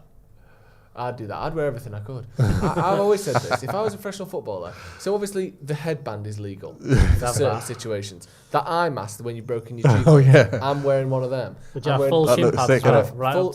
Yeah, full shin pads all the way up. Nah. You know those costumes that people wear when it's that bloke who made it? No, actually, here's what I'd have. one of those police dog things. You know, with the big grill on the arm where the dog can bite the arm. Give me one of them. You'll be running so like slow. A bomb disposal like thing. I just want to be the ultimate immovable tank on the pitch. You know, the worst thing that you can have on you is long shin pads. Like, everyone wants the tiniest shin pads ever.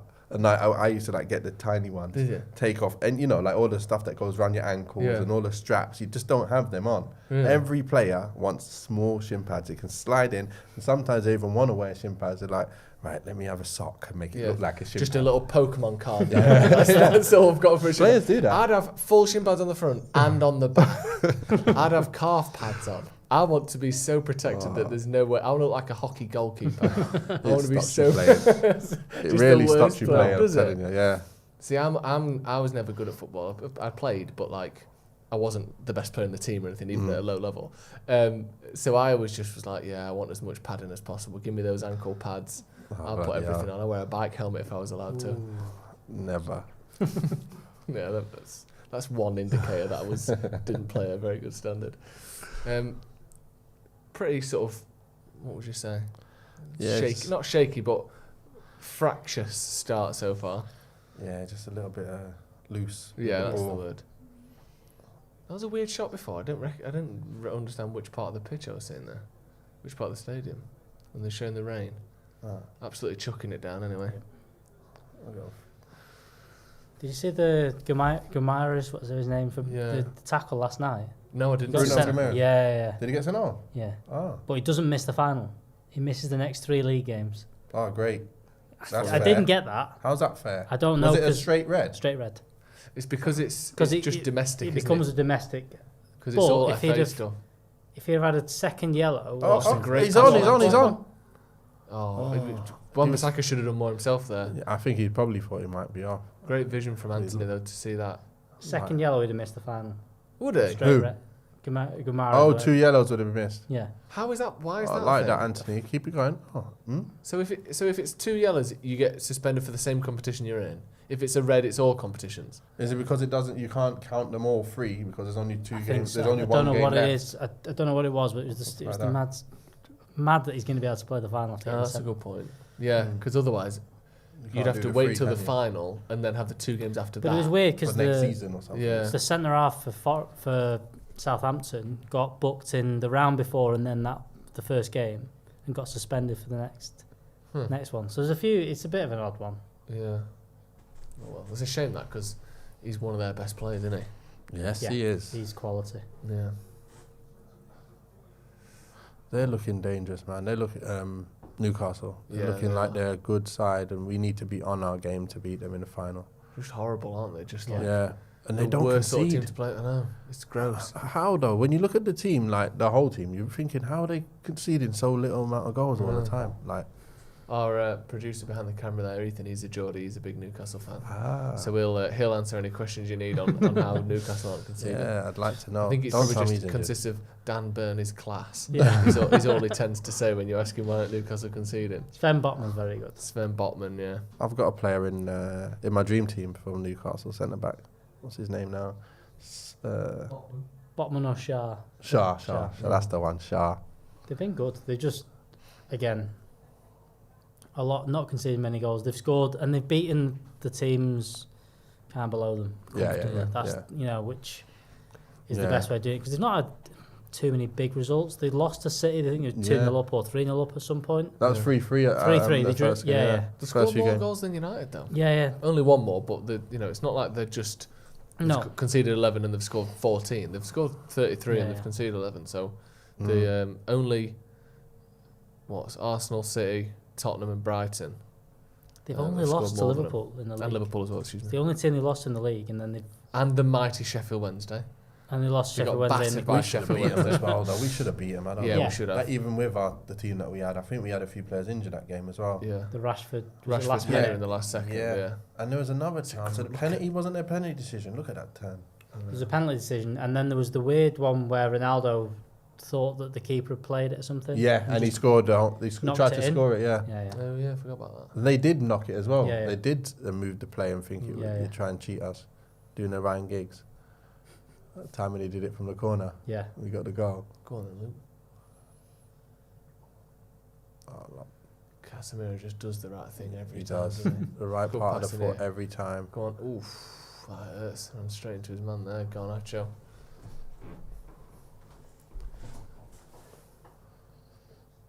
Good play there from United. Just as soon as they lost it, just pouncing straight on it again. That's what they got so much better at. The amount of times even just like a cross comes in and we try and clear it. They try and clear it, winning a second ball on the edge of the box this season. Whereas before, it used to be just the other team would get control of it. But it seems like, especially the Tottenham game was the big one where I think half an hour just in their half. Proper football that was. That was great. Yeah. That was the first time where I thought, oh shit, we're a team now. like an actual team here. Like this is another team that's going to get roughly the same amount of points as this season. Yeah. And we are all over them tactically and personnel wise. That was when I started getting really excited. Even did that against Chelsea for the first spell. First 45. Looking pretty good there. Then they got a lucky goal, I'd say, and then we managed to get a goal back. Was it McTominay won it, pushing Penalty, someone or pulling a shirt, won it from the penalty for a penalty? These guys are quick, man. Ooh. These guys are quick. You're not going to do over Wan-Bissaka, though. Sorry. Yeah, not Don't be one silly. like that. Had him on toast, but still. Just pushed him out a bit there. That's good, that. The good thing is we're always moving now. Yeah. We used to get on the ball and stand on it for 4 seconds, 5 seconds, point to everywhere, everyone pointing. Now, what are you doing? Just move. Yeah. Like, even if you're a five-a-side team, you know where to move, without even needing to be told. So even if you don't have structure, why not just use your experience? Yeah. That was what I was upset with last year, but this year is just not there at all. It was weird when it under Rangnick. Like everyone collectively just went, no, we're not doing this. It's weird. Like, we pressed for 30 minutes against Wolves, and then after that went, we're just going to stop playing now. You know why that was, aren't you? What I said before, all their tanks were low. They got low tanks and they couldn't sprint for 90 minutes. Point, yeah, trying to learn a high pressing system 2/3 of or halfway through a season is probably unlikely, isn't it? It's not going to happen. No. And Ragnick didn't have anything else. He didn't have any other he didn't have any thoughts about it. That's not If he had his whole pre-season, he probably would have been able to implement that way of playing. But without pre-season, you can't try and tell the lads, listen, you're going to sprint everywhere now. No. So I'm gone, Gaffer. I'm gone. Oh! Bit ball in the box there from short. It was a good pass. Overlapper. There we go. Sliced it. Yeah. Without pre-season going, right, we're going to play with Bruno and Pogba up front against City. It was mental. Not good. Good start, though. Yeah. Good start. Well in Sabitzer. possession. There we go. See him there with this sort of Captain Jack Sparrow little facial hair going on. That's how you know who it is. I think that's a really good signing. That, like 2 years ago, he was considered like one of the. I know he wasn't upcoming in terms of he was mid-20s, but he was like this guy could be the real deal here. How good he was for Leipzig and how well they were playing. Like he's not just some. He's a good player. Yeah. Did he run his contract out at Leipzig and then just go to Bayern? And he just kind of went. It was something ridiculous where it was so quick and done. There was no kind of competing for him. I don't think either he wasn't going to leave or whatever, and he just Bayern have that weird thing in that league of just going, I like him, done. I mean, the thing with the goalkeeper this January is mental. Jan Sommer just going, right, we've lost our goalkeeper in Neuer. Let's just go and get the other best goalkeeper in the league. It doesn't happen in wouldn't happen in the Premier League where imagine if City lost Ederson, they just went. Let's get Alisson. Henderson. Even when United were, the Fergie United, we got the a Van Persie here and there, but he couldn't do it the way they do it. Like Bayern Munich are just so far and away the biggest team in Germany. It's almost amazing that they've stayed competitive in Europe as well as they have. Yeah. Because how are they not complete? They've won the Champions League 3 times in the 2000s, haven't they? Yeah. Like how do they keep that mentality up? It's amazing, really, because no other one league team like that managed it. Like, do you know when Juventus were just dominating in Italy? It got to the point where in Europe they were just a bit soft, weren't they? Because they couldn't maintain that level. Coming up against that quality every week. So. Yeah, it's a weird one, but they do have the top players, isn't it? So. Yeah. And they managed to get top players and pay them like half of what everyone else in the world's paying them as well.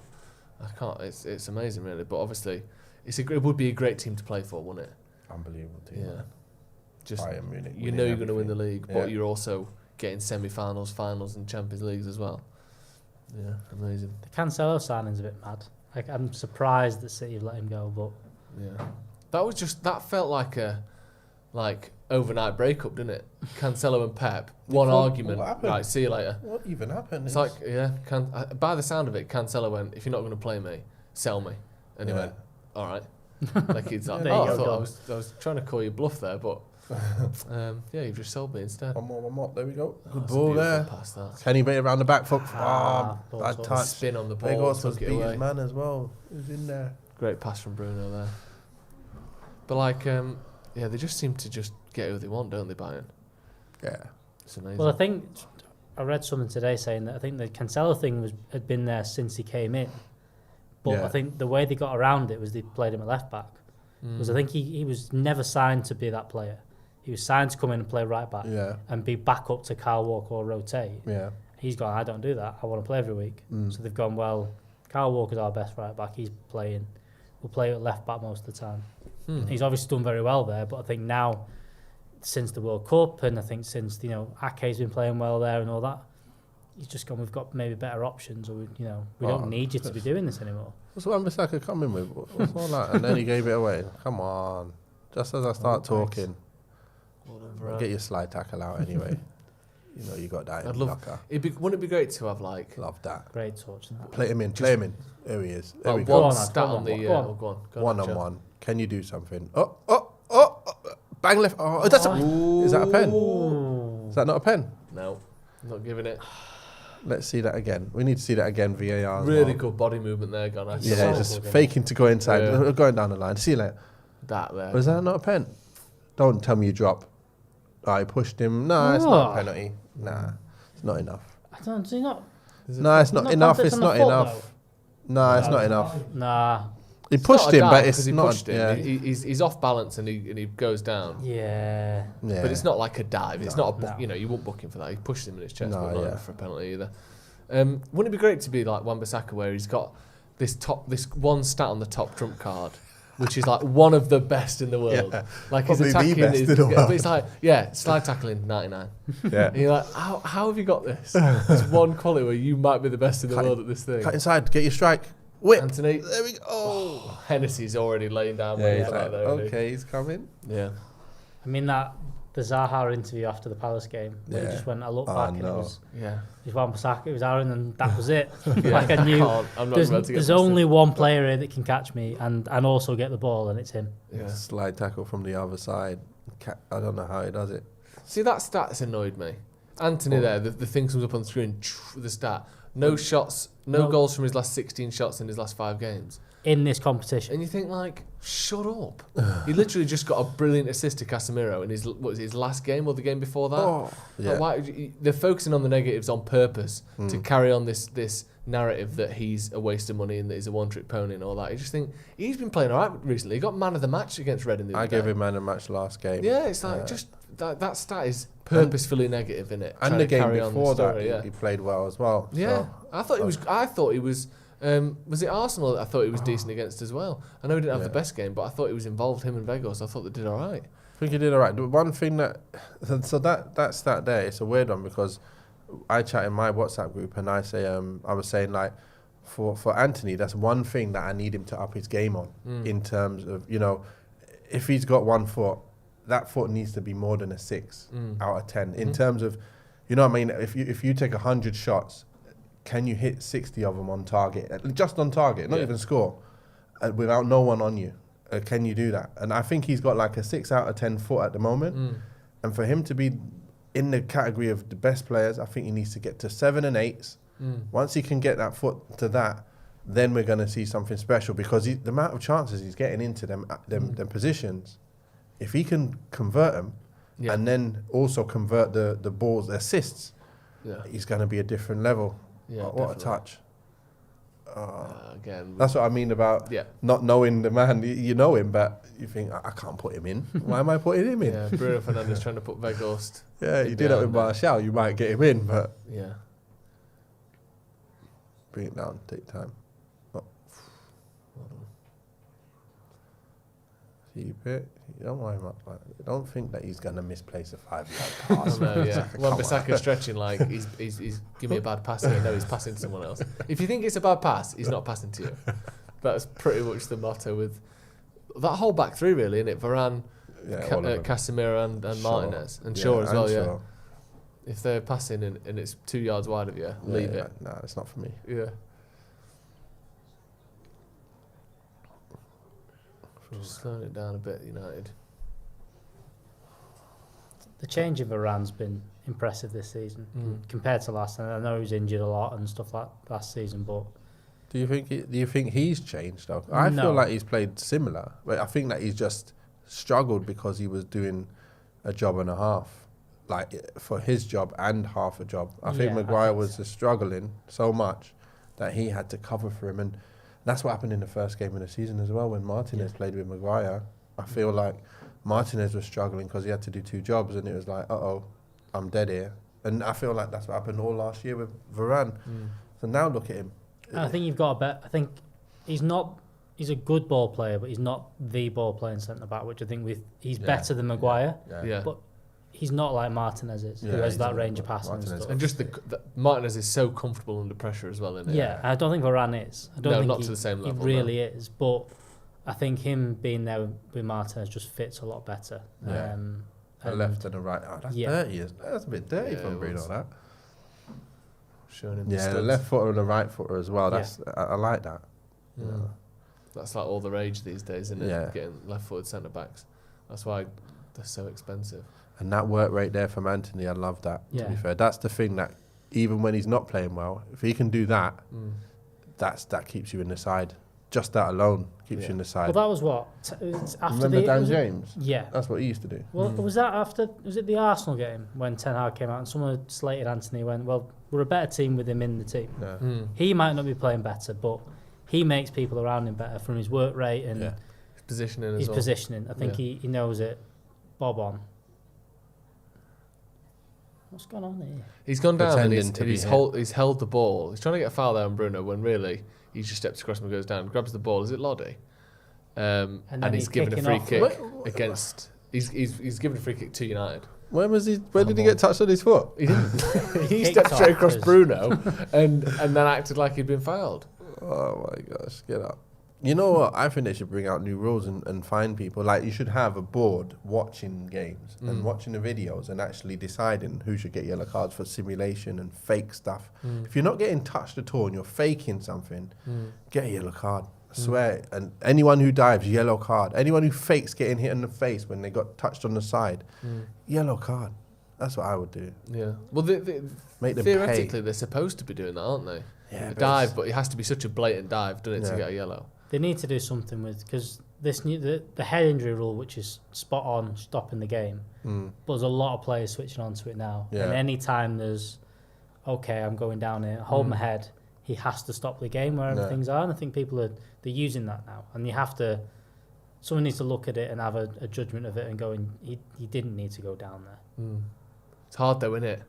Because sometimes you see a knock and you think, no, that wasn't very strong. But then Isaac went off last night after he'd taken a ball to the head from a free kick. 10 minutes later, the ref grabbed him and went, or he said he was like shaking dizzy. and stuff. Yeah, and said, happened to me once.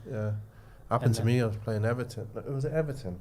I was at Hawthorns. I was playing that, and I got hit in the head, and I was seeing like 3 balls. I was like, I can't see.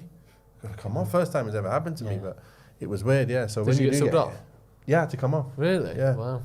Because I just couldn't. I was seeing 2 and 3 of everything, so it was a bit weird. What's this here? Martinez kicking off in there is great. Corner to United. Martinez just on the line with, I couldn't see who that was, I didn't see the name. He's got 2 arms around him there, or 1 arm around him, so not 2. See, the time when Bruno did that fake dive for the penalty, who was we playing? Was it City or was it Arsenal? It was a recent game where he was through and he just dived on the floor and tried to get a pen. I was like, you do know we got VAR. Like, there's no point even trying to do that. I know. Just leave. I felt like, do you know when VAR first came in, there was loads of penalties, weren't there? Yeah. Because the players weren't getting. I feel like now there's less penalties than ever. I feel like the standard for a penalty is so high now because it has to be such a clear foul. And I think the other thing is, I think the refs have stopped giving it. I think the refs have stopped giving it, knowing that VAR will make up for mistake. If I don't see it, I'm not going to give it. Yeah. And because of that, now you need the burden of proof is so high to say you made a clear and obvious error in not giving it, that they just stay with the on-field decision a lot. But I feel like there's so few penalties in football now compared to, certainly, do you remember Bruno scored like 12 penalties in a season for United? I don't think we've had 12 since. Mad though, innit? That was a mad season. Like every week. When VAR first came in there, wasn't it? Because Chris Smalling was still like 2 arms around people from corners. And we were like, no, that's not allowed anymore. We've stopped that now. But now no one does any. No one makes tackles in the box. It's just all blocking, and everyone's just. I don't know. It just feels like there's no penalties. That's a good pass. Oh, good run. Heavy touch. See, that's great from Fred there. Yeah. Perfect in those situations. Is that? Yes, it's him on that side. We can put the ball in. Back post. Oh. They're the kind of things we have to do. And that's what German teams do very well. They work certain angles to get quality balls in the box. I remember watching Bayern, and that's what they only do. So a player from Bayern as well, Sabitzer, hopefully he'll get into them kind of areas where he'll find your Weghorsts a lot easier as well. They always used to do this thing, and this was like 10 years, I think it was maybe even 2010. It was when Muller first came through that sort of era. Yeah.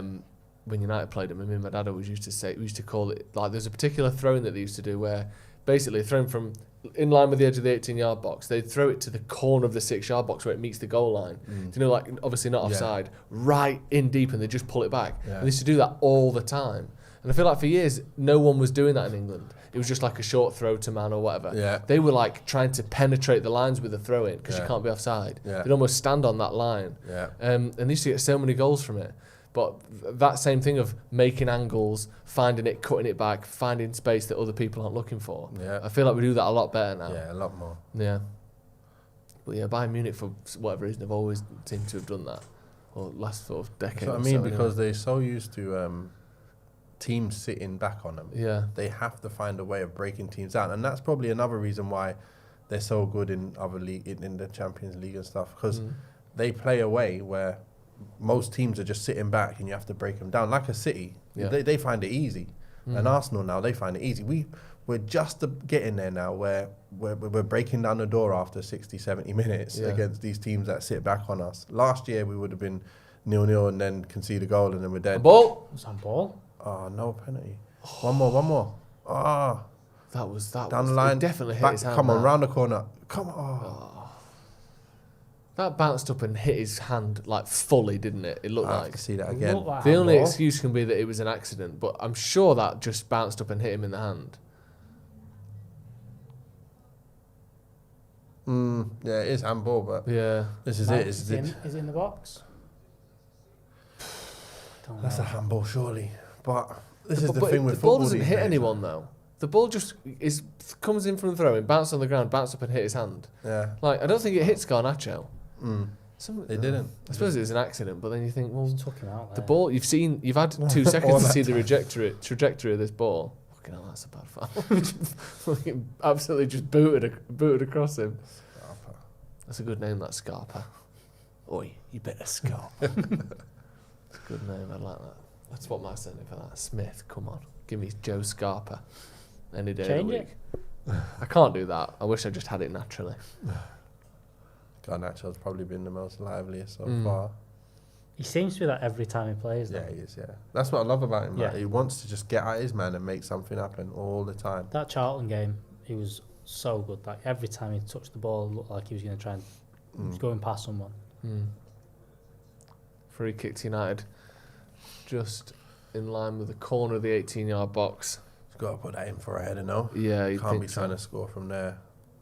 I don't think Shaw's can do it anyway. Bruno, I don't think there's any point trying. There we go.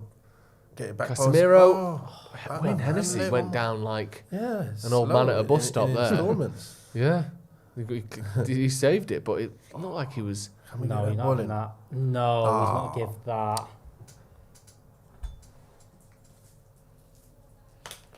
Foul on by Luke Shaw there. Did he stand on him as he was running past? No. Yeah, I think so. Shaw's He does that a lot. Oh, it's not much in that, really, is Yeah. there? Oh, they've just done the same thing. This Great. guy loves a spit, doesn't he? Yeah, he does. I bet in the past he's been in his own house and he spat on the floor because he Just forgot. does it all the And then time, he went, doesn't I've just got to get a little kitchen towel out, wipe it up. But I bet he's just walking in just because he's constantly spitting, isn't he? All the Oh time. no, I've just spat in my own house. What am I doing? Have we found Vegos for a cross yet since he's been there? Nope. Seems like we've not found him yet. Found him once and it was offside when he headed it back across for Rashi and he scored. Yeah. It's the only time he's done it. And I saw a few Burnley fans before we signed him going something about, it was a United fan tweeted something like, can't wait to see like Shaw's crosses on Vegos' head, and then they quote tweeted and said, is someone going to tell him like he's actually not that good in the air or something? So maybe they know something we don't that we're learning now. well, look, But maybe he's not like, dominant in the air. I don't think he's dominant in the air. No. I think he's good at heading balls, but I don't think he's good at beating a man to head the ball. No. So obviously crossing a ball in and no one's near you, you're obviously making an angle Yeah. and someone, stretches and it doesn't get there. Yeah. His heading direction is very good from what I've seen on, the highlights of his type of goals. So Yeah. yeah. Yeah, he's not like Ronaldo where he's gonna. Yeah, he can't win headers. No. This is what I'm seeing at the moment. He's 6'6", Yeah. and the ball comes up to him, and he's losing the majority of headers I've seen so far. Yeah. I didn't expect that at No, all. it's weird that, isn't it? He's the Yeah. opposite of Martinez, who just manages to win Yeah. every header. It's He the can- jumps Yeah, that yeah. you've got. That's what I had when I used to play. That was what I was known for, being able to jump high. I had a high jump champion at school, and that's why I was able to beat everyone in the air. Oh, really? I'm 5'10", and I used to think I'll beat everyone. The only player who I ever came up against that destroyed me in every area was Silva and Dista. He's Really? the one Yeah. player I thought unbelievable. When he was this at, when he was guy. at City or When he was Everton. at Everton. Yeah. Like, I came up against him one-on-one. He took the ball off me. The ball came in the air and I got a proper jump. And I was like, I'm winning this, no doubt, because I've got the proper jump on it. And I'm like, jumping in the air, gonna hit, what? How'd you beat me? How have you beaten me? No one beats me like this. And that was just funny, because he beat me on the floor and in the air. I was like, Did that knock your confidence when that header, when you think, right, okay, he's done me in the floor, but I've got my bread and butter here. The ball's in the air, and then he does you there as well. Did you think, what am I going to do today? that's what I thought. I Yeah. scored 2 in the game. Did you? Yeah, I actually scored That's 2 in the all right. game. You had the last laugh. So yeah, it was a penalty and a left foot curler in the bottom corner. I'm Yeah. like, He can't come and step in the way of a penalty, can he? nah. So He's blocked it. How's he done that? He's blocked a penalty. That's not allowed. Yeah, he was. But yeah. There was a point where he was like really good actually I this was time, wasn't top-notch, there? Yeah. fast as hell as well. Yeah, I forgot about And he's it. like 6'3", 6'4". That's why, because if he's got the same jumps as me and he's 6'4", he's obviously going to batter me. Yeah. Yeah, I'm only 5'10". Yeah, what can you do? He's a top player. Yeah, he played 178 league games for City and 174 for Everton. Yeah, They were his big two. Portsmouth as well. PSG before that. yeah. Newcastle. Oh, did he? I don't remember that. 01-02 on loan. Played 28 games for him in that season. Oh. Well done, Garnacho. There we go. Oh, brilliant from Garnacho again. Nice run though from Vegos. Love that lad. Yeah. Trying to get on the end of it. At least he's there. Busting a gut to get in that area where no strikers like to get, in between them defenders. Ooh. And he's there.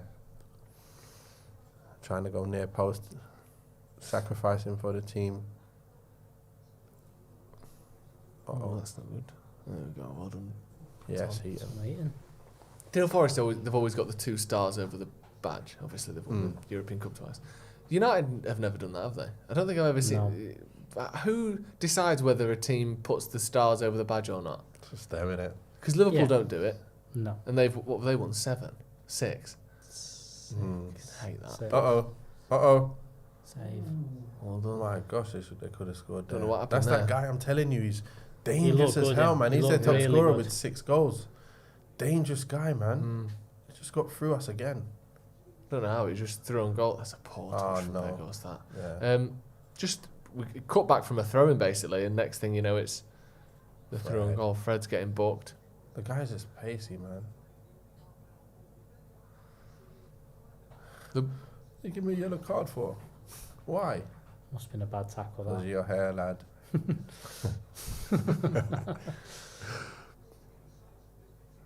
Johnson again. Yeah, he's quick as hell, man. Yeah. Look how he paces him out, look. He's there, gets it. See you Just later. turns, knocks it. Gets a bit of luck there. Bit of luck, but still, yeah. It's almost that sort of Garnacho look in it, where because you've been so direct, occasionally the ball bobbles back to you. Yeah. Martinez slowed down because he thought Casemiro's got this, and because he didn't. Ah, come on. Come That's on. not a yellow, sure. That's what I'm saying. Why do refs gives yellows like this? Don't they review like what they're doing and like go, you know what, guys, this is stupid. Like we can't be giving yellow cards for all these little tackles. Yeah. You know, his foot just lands a little bit on top of his I'm foot. sure also looking at the game as well, where you go in, it's 35 minutes in. Yeah. 3-0 aggregate here. Oh, there we go. Oh, nearly gone. Do I need to start booking people here today unless it's a bad tackle? Mm. It's not a nasty game, is it? It's not been bad tackles all over the place either. I think it was like the Arsenal game as well. We got a couple of yellows which weren't supposed to be yellows, and then all of a sudden they're on toast for the whole game. Yeah. Like Shaw couldn't move. I actually thought Shaw got a yellow card early in the game. It was Anthony against Arsenal, They and I both was like, got him oh at the same no, time. yeah. And I thought, Shaw's now can't even put a challenge in. And then he got a other yellow. He got a yellow later on in the game. I thought, well, they don't realise he's got two yellows. He should be off. Because it was Shaw and Anthony both tackled someone at the same time, pretty much, didn't they? Yeah. Martinez. It's alright. It's okay, hold on. Yeah, yellow cards these days are giving out just ridiculous. Yeah, I like that. Martinez going straight over to Dennis, putting his finger in his face. Stop diving, Telling mate. him to get up, yeah.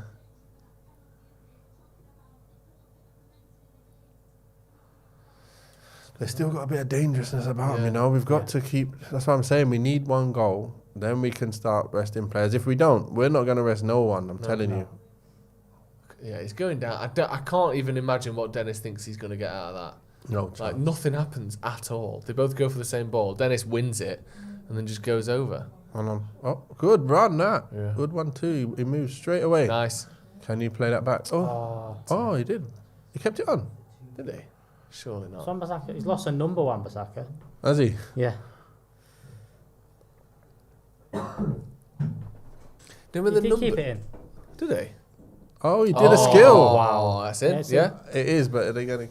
The curvature. Yeah, give it. No, I didn't realise that was a skill. I thought it was a bad bad touch. Gone to a little... Love it, Anthony. Yeah. He's now just bringing out all the tricks. Corner, short. Ball in. Can you... Go on, Anthony. No. Oh! Sorry. I thought that was it. I don't mind those, you know. Those going just over, I don't mind those at all. That's a difficult type of shot to hit as well. What's on the strike side that and is? then try... Oh, lovely strike. Yeah. Yeah. Ooh, not far off. Similar area to the one that the keeper saved for Vegos to tap in the last round, Yeah. wasn't it? Yeah. Same type of volley. Yeah. Actually. Yeah, he's got a decent shot on his left foot, hasn't he? Yeah. This is what gives me a little confidence that he can raise that ability on that left foot as well to get to more shots on target, because he can hit the ball quite well with that left. Yeah.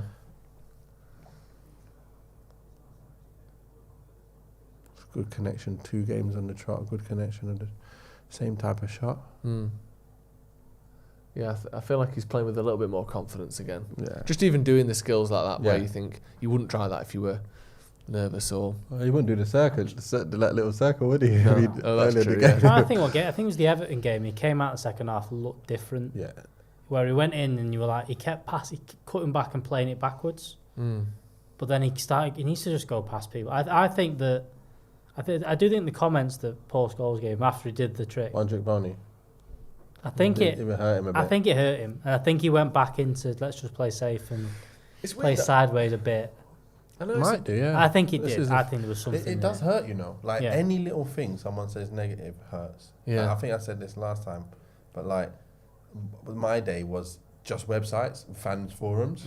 So I'd be like, because I was playing so well for my team, I was like, let me go and see what all the fans are saying about Yeah, me. it's got to So, be like, all nice, surely. I'm such a fool. I Yeah. go on and I'm looking at them all, and like 99% of it's great, Yeah. and then you come across one, he's like, he's this, and I'm like, oh my gosh, I'm this, am I?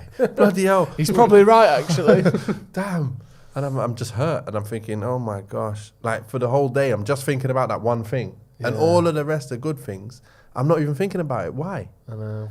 So imagine this on the telly now, where you got proper ex-players telling you legends you're crap. as well. People like Paul Scholes, who is, you know, arguably United's greatest ever midfielder, or in that conversation, is telling you that you're messing up and that you're a one-trick pony and all that. Exactly. And I think as well, the other way things work now is that everyone jumps on the back of what one person will say. Yeah. Anything that these top ex-players say, there's an article that one newspaper's written about it, there's another one done a full video on it and all this kind of stuff, all off one comment.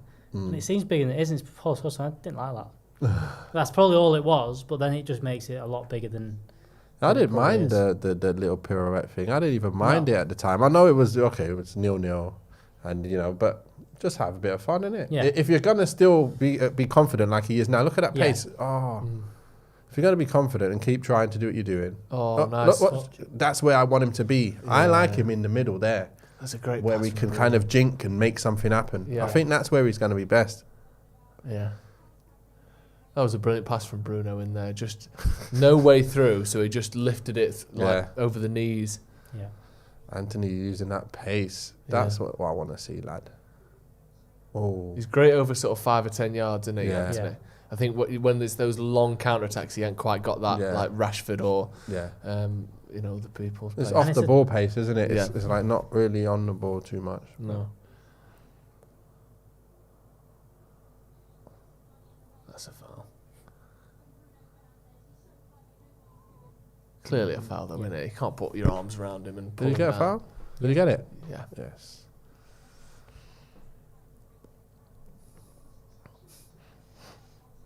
Luke Shaw just stepping in there like he does with every set piece and everything.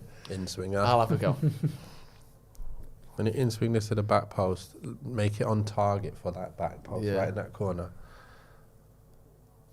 See what Wayne Hennessy's got left in the tank. So if no one touches it, it still goes in. It's a tough one, though. No one in the near post at all.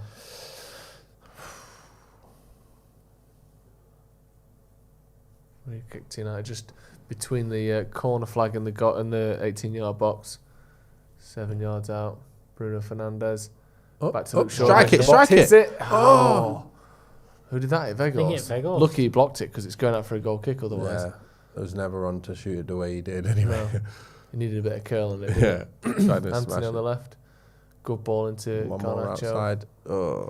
Counter-attack now for Forest. Now watch their mad pace. Oh, no. They've just gone too wide now. Should be all right. Tripping over each other there, weren't they? Yeah. Slow it down. I can't wait to see the three come on. Three amigos. Three amigos go and kill the game for us, please. Do you think we'll see any of them at half time? Yeah, I've had a chat with Ten Hag already. I told him, listen, put them on at half time. Get Sancho on, we all want to see it. Get them all on, all three of them. He's all or nothing, actually. He's took that about 10 yards further forward than it went out there. Oh, no.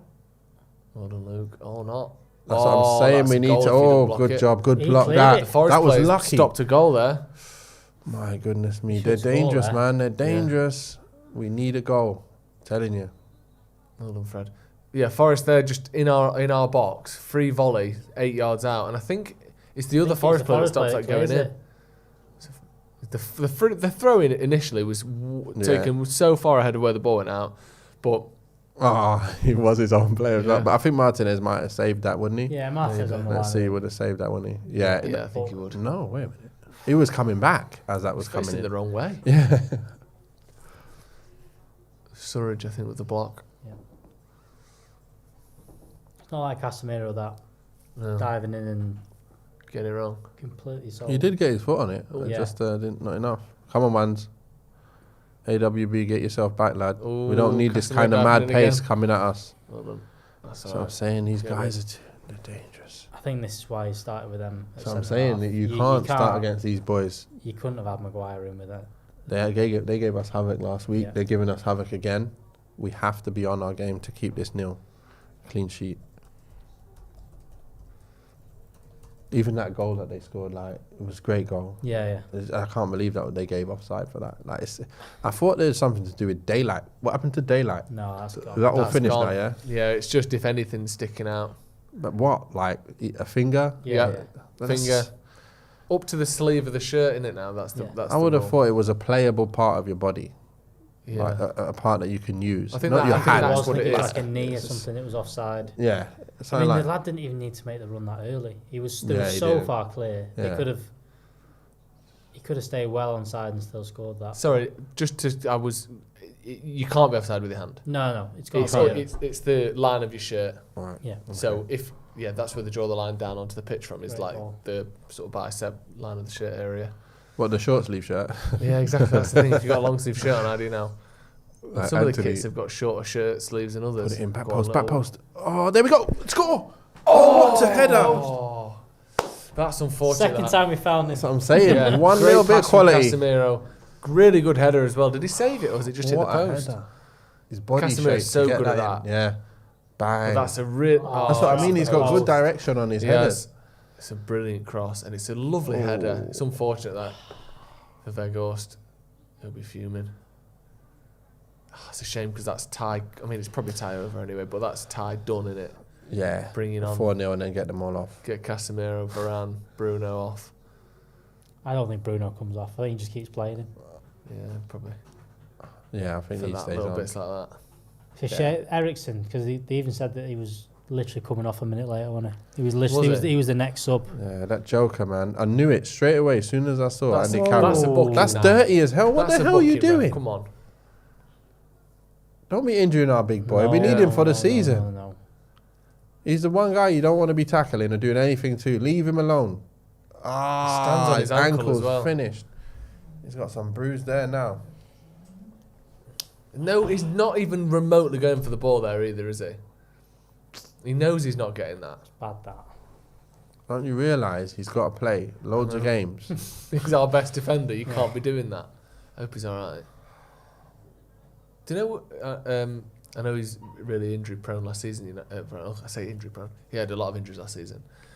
For I think 7 of the last 8 years before he came to United, he'd played 40 or more games a season for Real Madrid. Right. It was only his really early career. I think he had a knee injury. Yeah.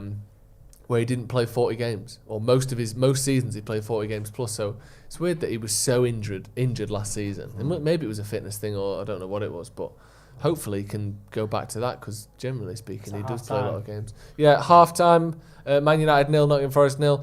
Kind of the sort of game I expected to see. Yeah. United looking like, you know, we don't want to get hurt, we want to get through to the final, and Forest not with that much to show for it. What did you make of that first half? Yeah, I just think it's exactly what we was expecting, really, with the team that was put out. I thought we would have probably at least got one goal or a draw, and it was the other way. But I just can't wait to see those 3. I think that's what's going to make all the difference. Like, second half, when we get these boys on, it's going to be a total different game. People got to just do their bits. Yeah. Exactly what they were doing pre-season. I'm expecting that to happen. And anyway, first half, Garnacho did okay. As you can see, you've got that header there, which could have been a goal. So on another day, that could be 1-0. Yeah. Exactly what I expected, that we'd have at least one clear-cut chance, and that was the proper one there. So done okay, but they're looking dangerous as well, though. So we can't afford to change too much too soon. Yeah. Exactly, yeah. Mono El Pasta says pathetic. Forest have had the better chances. And on the other hand, T2 the Izzo says not very exciting, but boring is good. Alex? Yeah, boring is good. Yeah. Not conceding was the big thing in that one. If that goal goes in, Dennis scores there, you're then looking at it, they've got a chance in the second half. 3 goals in a half at Old Trafford's a big ask for them to do. I think he can afford to rotate now. He's got probably sticks out till 60 minutes. Maybe he makes 1 at half time, but he can rotate now. They've been all right, and I think that you said there the pace they've got is dangerous. I think if they'd have been a bit calmer, a bit better finishing, I think they might have nicked a goal. But look, United have looked good as well. I think you said there, Garnacho. It's amazing to see every time he's on the pitch, he looks the most dangerous player on the pitch, which at that age it's what you want to be seeing. So it's good to see him, and hopefully, I think just keep him on, keep him for 90 minutes, get him 90 minutes because he's not going to get that often because you're going to see Rashford back at the weekend. So don't bring the 3 on, no?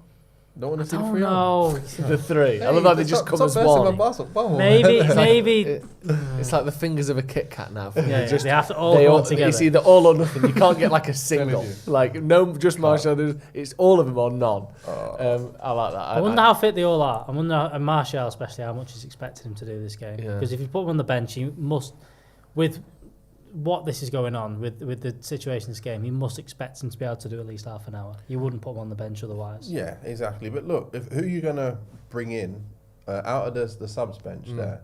If you're thinking about rotating, like not for just the young boys. Well, to be fair, there ain't even too many young boys. It's just Manu there, isn't it? Yeah, really Pellistri. young boy. And Pellistri who can come on. So, I don't mind who comes on, but like I said, I've had a chat with him. He said he'll think about it. So hopefully those three are coming up. Give us your thoughts on the first half in the comments. Juan Martinez says, I like these Moneyball signings we've made lately. Weghorst and Sabitzer are both hard-working team players that make us better. Joy to watch now. I don't know if it was a joy that first half, but it was the sort of, like, you can't have exciting, free-scoring football every single game. Sometimes you just need the sensible thing, which is don't let Forest score. I know that they had a couple of chances toward the end, but just get minutes behind us. Every 60th minute comes, they're probably not going to win. 70th minute, almost no chance. 80th minute, it's done. That's the thing. We've got to half time now. The odds of Forest coming back are so slim. And, assuming that Varane's okay after that tackle near the end there, no injuries, everyone's still fit. It's the exact performance we needed, really, isn't it? A lot of people talking about Sancho in the comments. Get Sancho, Martial, Mainu, Malacia and Lindelof on, potentially. DB Cooper says, it's so silly to play such a strong squad. I disagree with that. I think we could easily be 1-0 down, 2-0 down if it was another team. Imagine we play Lindelof Maguire at the back with these boys playing with that much pace. I just, okay, they're okay to come in, but I just feel like those two at the back versus that kind of pace, we're going to set ourselves up to be in trouble. Yeah. Like, we could easily be 2-0 down if we started like that. Yeah. Even if it was 1-0, they've basically got 45 minutes now to get one more, and then it's hell. Yes. Like if they made it 2-0 in the 89th minute, you've got 4 or 5 minutes of stoppage time where it's going to be a nightmare and anything can happen. Yeah. Just getting our best players on, getting through the half at 0-0. I think I don't need excitement or the free flowing, free scoring, whatever. I just need hurry up and finish this game because all I care about is the final. If you had McTominay, Van der Beek and Sabitzer or Eriksen fit, you can play them, you can play that as a midfield three, but you've not. Your other midfield option is Mainu. That's it. Literally the only other option you've got. Yeah.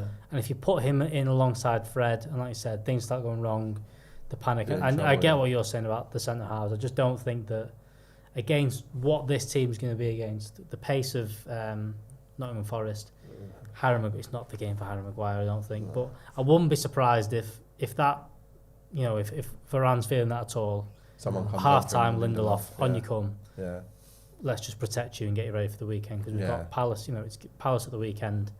That's a bruised foot now as well. So exactly. Inside of the foot as well. When you pass your balls, that's painful. It wouldn't surprise me if you took him off at half time, but I get why he's doing it. I get why it's one of them. He's desperate to win a trophy as well. It's one of those that people are going, oh, we need to rest people because this might happen at the end of the season. This might happen. We might be in this. Got to win what's in front of you. All this conversation, it can go wrong dead quickly. You can drop out of the top four, and if we've rested players and get knocked out of this cup or the FA Cup, you can't be doing that. We need to keep going. We're not that kind of team to be able to rest loads of players. Like we've got a good squad as it is anyway. I think in many areas we've got kind of good replacements, but there's just that few. That if anything goes wrong now, like this game, if Casemiro was to come out the game, it'd be very, very tough game. Yeah. Like we wouldn't control the game in the middle, and what we're going to do if he went out now, something happened to him, would be in big trouble this game. And I agree with that about that you were saying, Alex. Like rest players for what? We're in this is a semi-final. Like Ten Hag can't win the big trophies this season. He's not going to win the Champions League because we're not in it, and he's not going to win the Premier League because we're not quite there. So winning the League Cup to me is just as valuable as the Europa League, unless you need the Europa League for top four. But in terms of the stature of the trophy, they're not that different that anything's much more important than this. The crucial thing now is, if you win this game or you don't lose this game, we're in a final. This is what you rest players for, these sorts of games. We can't take this for granted. We haven't won a trophy in 5 years.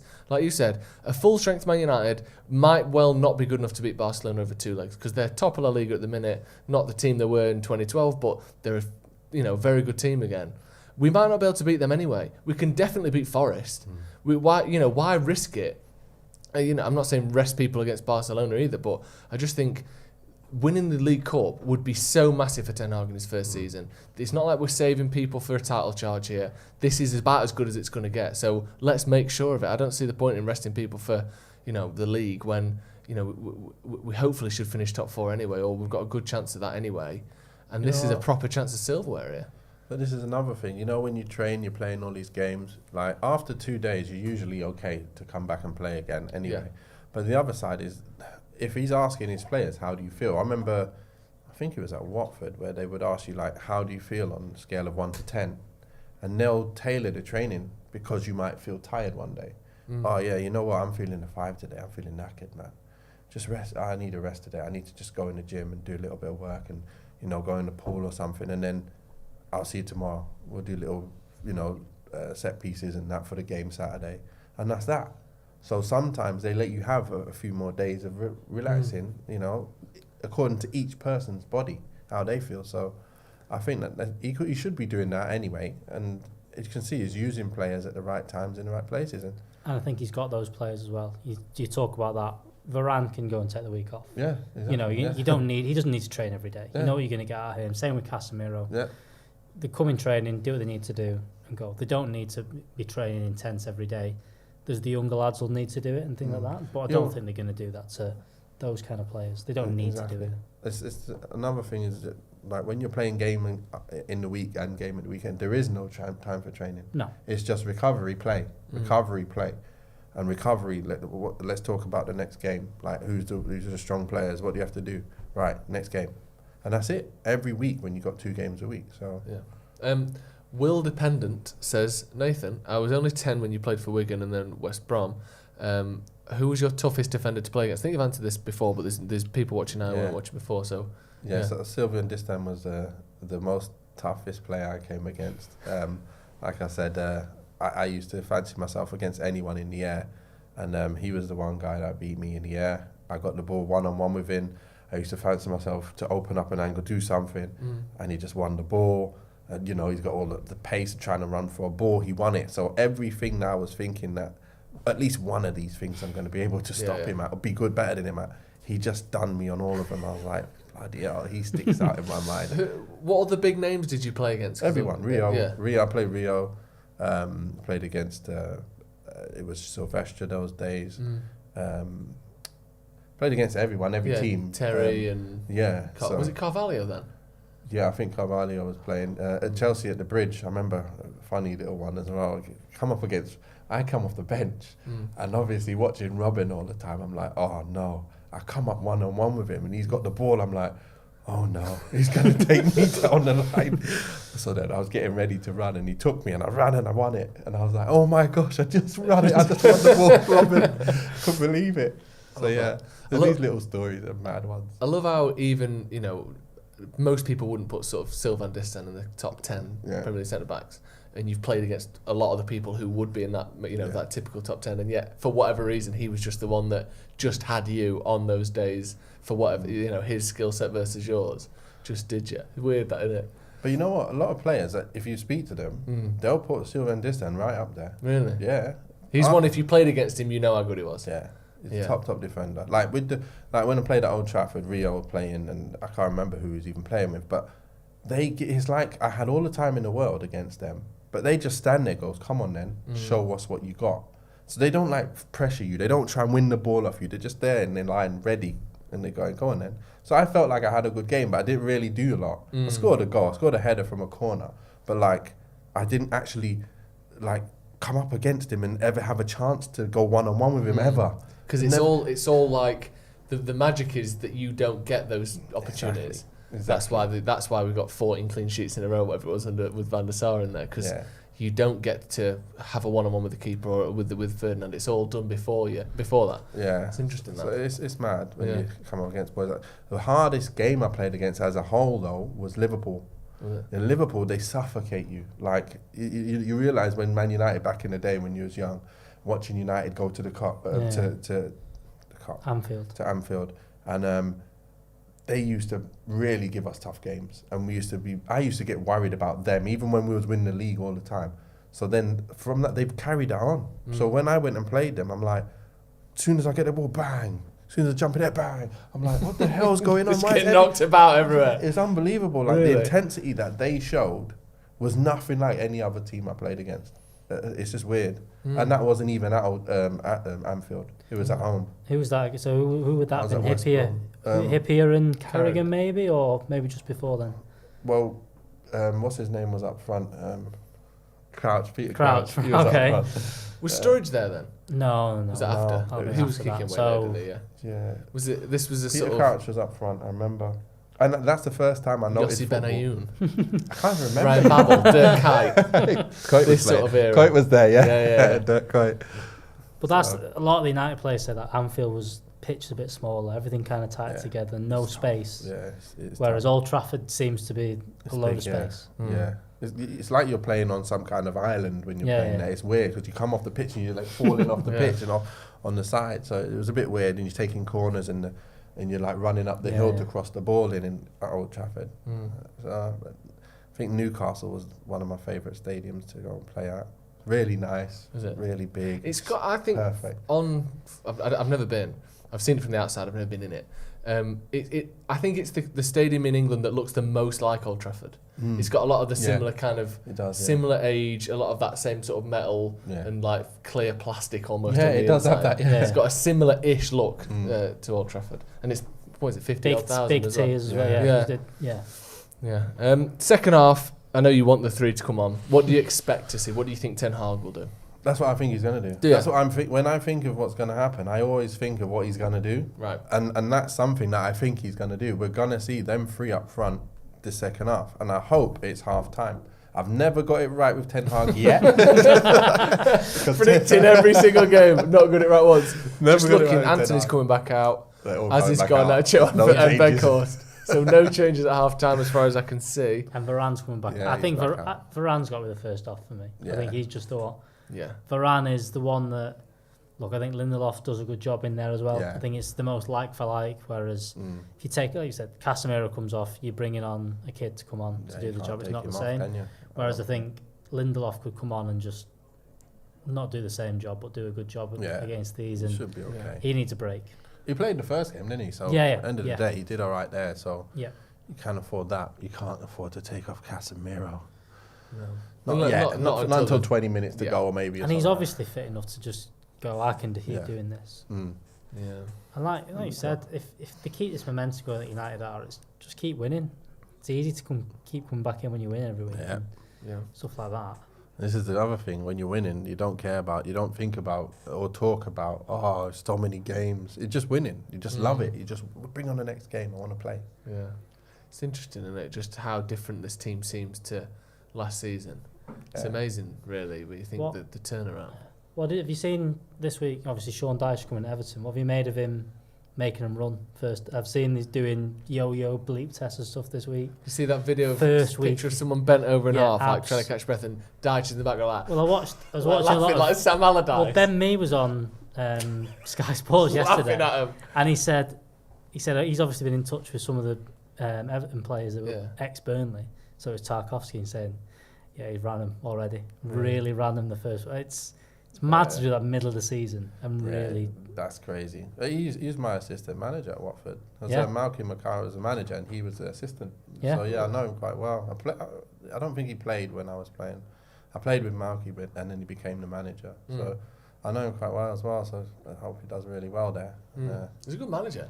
Yeah, he's done really well with Burnley, hasn't he? He's like keeping them up and just keeping them in Premiership. To be fair, it's great. Weird, isn't it? Even though obviously you do it and players do it, but even though it's part of the job and such a fundamental part of the job, footballers still hate running. I love that. Like that's the one thing I don't miss. But it's something, yeah, that as a player, you fall in love with hating it, if you get what I mean. It's something that you hate, but you know you got to do to stay fit. So I've stopped playing, but I still want to run. But I hate running. Yeah. I don't want nothing to do with running.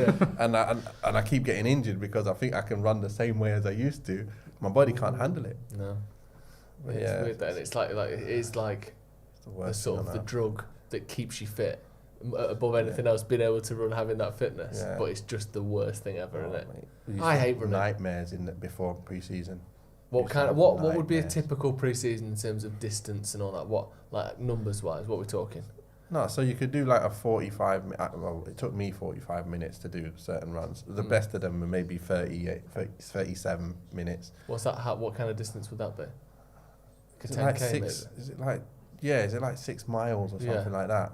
And like people like Jimmy Bollard would come in like 30 minutes, just like with a cigar in his mouth. Like, yeah, well, how long till Nath gets in? Yeah. So like, I'll be one of the last. But Yeah. like that was the worst. Like them kind of runs like that. But then there was a 4.5 minute run, which the whole of the training ground, the perimeter. So you have to go around and put cones right on the edges of the whole perimeter of the training ground, and you have to get round it in 4 minutes. It's a massive area, and it's just like the worst. It sounds nothing, but that was like one of the worst runs you could ever do. Oh, you're doing that tomorrow? Oh no. Oh no! You go home with dreaming. How often would people just like not turn up for training or be ill or whatever? No, never. No, there's Not none an of option. that. There's none That's of that. great, I You love that. can't do that. That's No. it's just not. It's unheard of. If you get Is the it? odd person throughout your whole career, that's like that kind of guy, but they're not around long enough. Like if that happens, you're not in the squad. You're not. Really? Like, remember, players don't get that far in the first place. Yeah. If they're like that, they're never even getting that far. No. We heard the stories of how good players are at Man United. You know, what was his name? He's at Derby with Rooney. Morrison. Ravel Morrison. We're hearing how great he was as a player, Yeah. but then the off the field stuff didn't get him to where he deserved to go. Yeah. And that's someone like him. So imagine other players who don't have that, discipline Yeah, that's a good to point. come in training and stuff. They're not. Yeah, gonna, these are the players that are. If you're playing in the Premier League or the Football League, yeah. you're the best player growing up in your team. Yes. You've got the best mentality. You've got the best physical fitness where you don't get injured because there's so many players who could have made it but their body wasn't up for it. Yeah. And you've got the mentality. You have to have all of those, otherwise you Yeah. just don't make it, do you? 100%. Yeah, that's a Exactly. good point. Yeah. Every single part is as important as the other. Yeah. Martinez on the ball, just looking up. Right. Let's see. Go on, Is he Anthony. going to wait Antonio. till 60 minutes to get? Wait a minute. 50 minutes. Wait a minute. Half an hour to go. Yeah. Yeah, let's get 60 minutes and then get them all on then. Just got a text. Fred making the run there. It's such a dummy run that when Gonac actually played the ball, he was like, I didn't think you'd do that. I was running here so you could cut inside. Come on, United. Yeah. Let's play some better football now. Just one goal. That's all they need. We don't even need that, but just get one. Love that, sure. Yeah, that's good. That's nice. And Oh, again, to the and other again. side. To the other side. One Yeah. more. Oh. Right, Anthony. What you got? Cut inside, put the ball in. Okay. Whoa. Oh, they kept it on. What are they both doing on the floor like that? Huh? Oh, it's Bruno. Tackled Bruno. Yeah. Bruno tackled Anthony there. Got kicked in the head for it. He's alright. Did he stop the play there? I think Must so. have been it. Is Did it a it head go out? injury? Oh, yeah, yeah. the knee head. in the head. That hurts. That. And look, I don't think he caught him really though, did he? Yeah, No. he just missed no, him. Not bad. Luckily. Oh, the And it ball went went out out. as well, yeah. Wow. Lucky. That'd be bad, Was it wouldn't throw in? Slide tackling your own teammate and getting kneed in the head for good measure. Yeah, throw into United. Great slide tackle there from Bruno. winning a throw in somehow.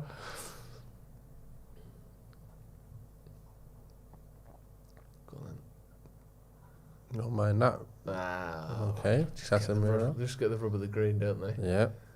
One more ball. That's a good Who's that, pass as Garnacho? well. Yeah. Right, can you put a ball in?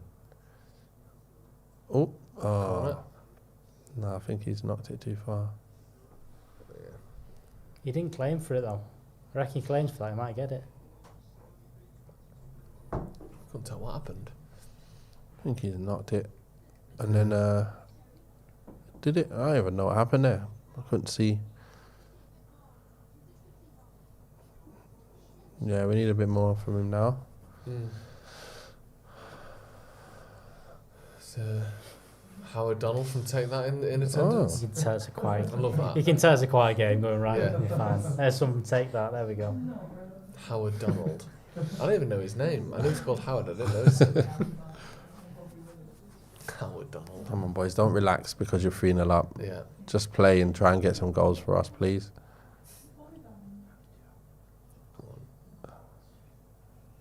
Because Palace isn't going to be easy at the weekend. So they're Especially always after- tough, mate. They're always tough. I don't like them. No.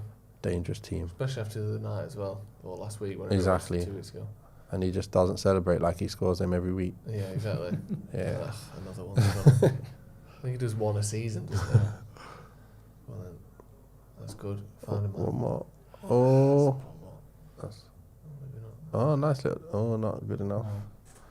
Look like he might get there. Just breaking down on the edge of the box for United, and it not managing to find that pass in or the runs behind or whatever to get in the box. Martin is too long. It's a tough one for Forest because it's a tough one to go for it for them as well because they're just kind of like it's a lot for them to come back from that and Yeah, they ain't coming back, that's No. for sure. Now it's 52 minutes, we're near enough. What do you think their tactic is from here? Do you think it's we get to 60 minutes and we go for it, we get to 8? Like, they've got to score 3 goals. There's no point in them not trying at any point. There's If nothing you're- else they can do. It's just not Do you think this capable. is their only... Yeah, they'll continue doing what they're doing. They can't do anything more than this. You can't like just send everyone up No. and get whooped 6-0. You might as well just continue to do what you're doing and try and get a lose result. with dignity. Try and get a result at Old Trafford. If you come off 1-0, Yeah. Yeah. they've done well. Even if it's 0-0, it probably sets them up for the season a bit better. And Yeah, because at the end of the day, if they concede too many, they're going to lose confidence. Yeah. It's not nice to get battered. No. So you could go down 4-0 in the last 30 minutes. It's going to be like, oh my gosh. And we these are got the slapped. situations, so they've got a corner now for us. These are the situations where they go, right, we have got a chance here. Now we do it. And if we can get one goal, a lucky goal, Yeah. somehow get a second, then we're back in it. And then you have to bring on the big boys. Yeah. Make something happen. But yeah, they can't win if they're 3-0 down, can they? Another 3 as well. Yeah. So they might as well defend first and see what you can get. But this is a decent chance from here. Corner to Forest. Well headed out. I think Look like it was Casemiro. Towards goal. That's a good pass. Well Look watched at by Nacho, Garnacho. though. That's a good ball as well. One more. I love all the angles they keep getting and they keep finding men now. I love Like it. that. What is Look that? at that. Look at that ball. Come on, Vegas. Vegs. You No. can't let that happen. Like No. Needs to be quicker there. See, the passing there was brilliant. So wasn't good. it? Yeah. We're coming straight back now, Forest. Watch the overlapper though. 3-2 here. Oh, right, again let's now. go. Another chance Off for a you go. counter attack, Go on. United. Yeah, you got to slow it down then speed it up. There we go. He's not got Anthony? him. He's not got him. Hey ref. The yellow card. Anthony. there. Oh, good pace. You have to book him there. Referee, man. No, You it's got to not give him a doing yellow. That's just wrong. Dragging a man back like that. Don't knew- don't do it. Don't he do knew it. he was Dive in done. there. Yeah. He knew he was done there though, didn't he? He was never catching Garnacho. No. Out wide. There we go. No, Come on, That's Anthony. what- This there is you where you want, like when Saka gets on it there, Yeah. he wants to tear someone, but that's not bad ball. There's no one around. Oh, penalty! that's a Come on, penalty, ref! Surely, ref. Ref! You can't. That's a penalty. No way is that not a penalty. That looked absolutely stonewall. Surely, he's going to give that though. How is that not a pen though? Didn't he like knock it past him and he took his foot off? He It knows looked as like well. it. You can see. Again, though, he's done what you've said there, Alex. Of I won't give it because then they can overturn Yeah, it. then they can see it. But that's fine. But surely, that's a surely it is. Do you It know what I looks mean? like, let me see it from this angle now, because it looked like he didn't He really swings hit a him le- that hard. Yeah, that's a That's foul. a penalty, He's surely. kicked his foot. He's kicked his I don't know shin. whether his he gets the ankle. ball a bit. Kicked his though. shin. I don't know. Surely there's VAR involved, Yeah. and then it's a pen. Yeah, I think there I is. think VAR. And now we're chilling. Ref? No VAR? No VAR, really? No, I think there's VAR. So, Is there VAR? so don't Yeah, it get there is. used I at this think kind of that- point, no? Just from the semi-finals onwards, there's Yeah. VAR. I So guess he's not given it. inside the Did he book box. Nico Williams? They're saying He's not, people has saying he? there that it maybe he touched the ball. Yeah, I think he did. I think he I just didn't clips see it. that. To me, it looked like Vegos touched it. Oh my He's not giving it, has he? He Look, knows. you see that? Look at that. Ooh, lucky. Does he touch the ball? But it's... I don't know. He kicks it onto Vegos, still not there. I can't imagine that that's anywhere else on the pitch that they don't give a foul. That's a pen. I think that's a penalty. If he touches the ball, it's like they both touch it at the same time, and then he swings through and clears him out. Exactly. I mean, it's not as bad as the Palace one of the week. That was... Yeah, that was a pen. The McTominay one. Yeah. Yeah, it looked like a pen to me. There was one last night with... I'm trying to think who it was. Both went up for a header, and it was... anywhere else on the pitch is a foul, but he doesn't give it because it's just a coming together, right? Just going up for a header. I don't know why they don't give them as penalties, but... Because it's like weird, there's a higher... Like a penalty has to be more than a normal foul. Yeah. Because obviously it's such a big thing. But really, that's not the rules, is it? A foul's a foul. Yeah. Oh, great ball again. Great pass from Anthony there. A few of them recently from him. That needs to be Martial in there. Yeah. And he scores. But everyone then says Martial ain't on the pitch because he's not fit. So it doesn't need to be him. It needs to be Weghorst in there and get another header on target for him. Right, What do you reckon, Martial? Do you reckon he's got... I mean, there's no doubt how good he is, but it's just he can't keep getting injured and you keep him in the squad. What's wrong with him? Someone tell me what injury he's got, so then I can at least say, I know what he's got, and I know why he keeps getting injured. Does he keep coming back to it? I don't even know what's wrong with him. No, I think there was multiple things. There was a hip was mentioned at one point. What's going on here? VAR checking something. I don't know what they're checking. Oh, something down there with Shaw. Was it? Huh? Garnacho. Someone's gone over to Garnacho. Ah. What's he hitting for? He's got to get a yellow card for that then. Possible red card. He's hit Garnacho. The arm goes up, but you can't tell if he hits him or if he's like, you know... I think he's hit him. Nothing. Okay. All that for now. Terrible angle though, wasn't it? Yeah. So far the away arm goes well. up, you can't really tell. Yeah, like, does he come up and go, what are you doing? Or is he coming and hit him? You can't really see. I wouldn't like a yellow or red for that anyway. Well just done, ruin the game. well done. Uh-oh. He just needs to calm down. Yeah. He's going to have to come off now. He's telling them all to warm up. I've said 60 minutes. Come on. Yeah, he's done well so far, Garnacho, not rising to it. Get him warm. Go on, Ten Hag. Martial warming up there with every bit of winter clothing on. You can imagine he had the gloves, he had the hat on, he had the snood, he had it all going on. Do you remember you used to be able to play in them? Yeah. And then they banned it, didn't they? It must have only been a year though, wasn't it? Cause yeah. Well, there's all the City someone players grabbed seemed to it, wear it, didn't they? Someone grabbed him, didn't they? Well, yeah. That was a kind of a push. Oh, that was close. A bit of body in it, wasn't there? Yeah, so I'd like to know what is up with Martial before I start moaning that he's injured all the time. Because if it's an Achilles problem, which I thought there was something, I don't know why I keep thinking it's Achilles, but Achilles is not nice at all. Like it comes and goes that as well, and it's like if you don't get it dealt with, one day it just snaps and you're finished. But then it goes so sore, and then gets better, and then goes so sore. It's like you have to miss two weeks to get back to playing again. Because it's so sore. Because it doesn't seem to be. It doesn't go out for like. It's not like a 6 month. He's torn something. Does that? It's kind of like 3 weeks on, 2 weeks off. Constant that kind of. That's what it sounds. That's why I feel like it must be an Achilles problem. Yeah. Because that's the only thing where you train. You're training okay. Everything's fine. The minute you stop, you're like, oh my gosh, I can't walk. My heels just my Achilles is killing me. Well, it was definitely hip when he came off against Everton, wasn't it? That was hip. Yeah. And I don't. Is that a similar thing where it can be bad and then come and then go? Because it's not like a typical hamstring, groin, calf kind of thing, is it? It seems like he's. I wonder if that's because of his compensating on one part, another part of the body starts getting. Oh, what? Oh, lucky there, Garnacho. That was brilliant. Brilliant dribbling inside the box. Good shot. Hennessy saved it at his near post. Lovely challenge. Clattering into Johnson there. Don't tell me Bruno tackled there with the and then the other's bottom of the studs, wasn't it?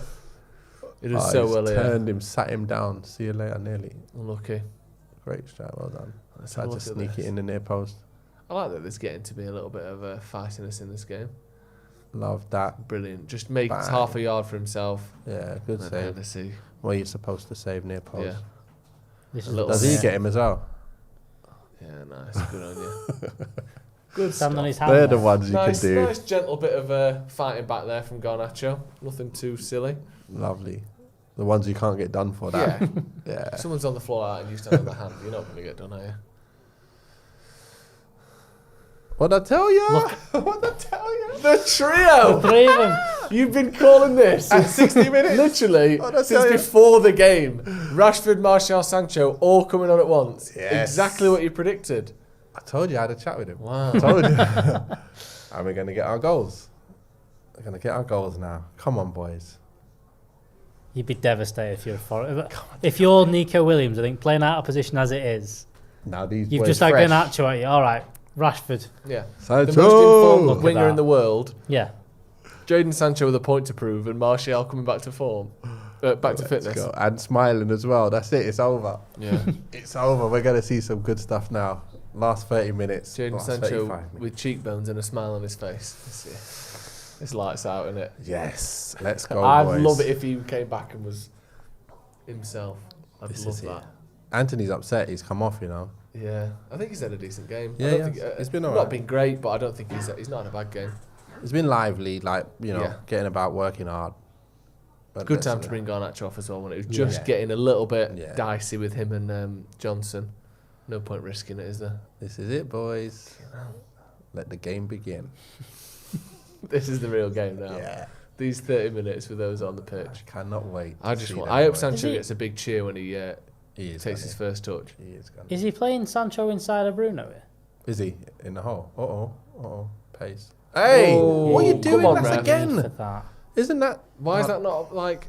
Is he even going That's for the only a ball yellow there. There's no chance of getting No. that.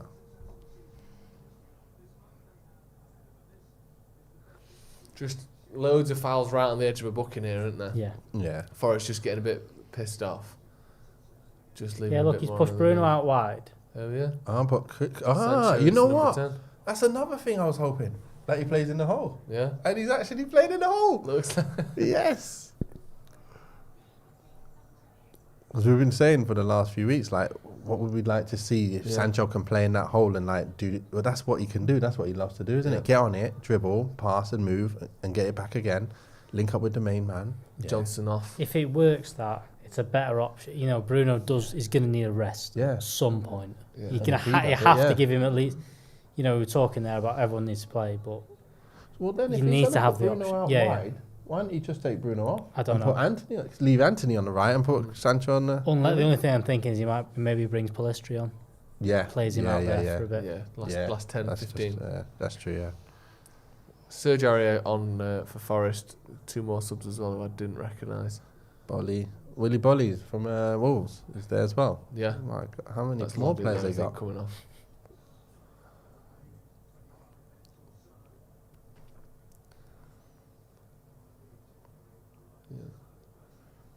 Didn't Lodi score for Atletico last season against us in the Champions League? I remember that Did name. he score? He I played. do remember that name. Which is mental that he now plays for Nottingham Forest. I know.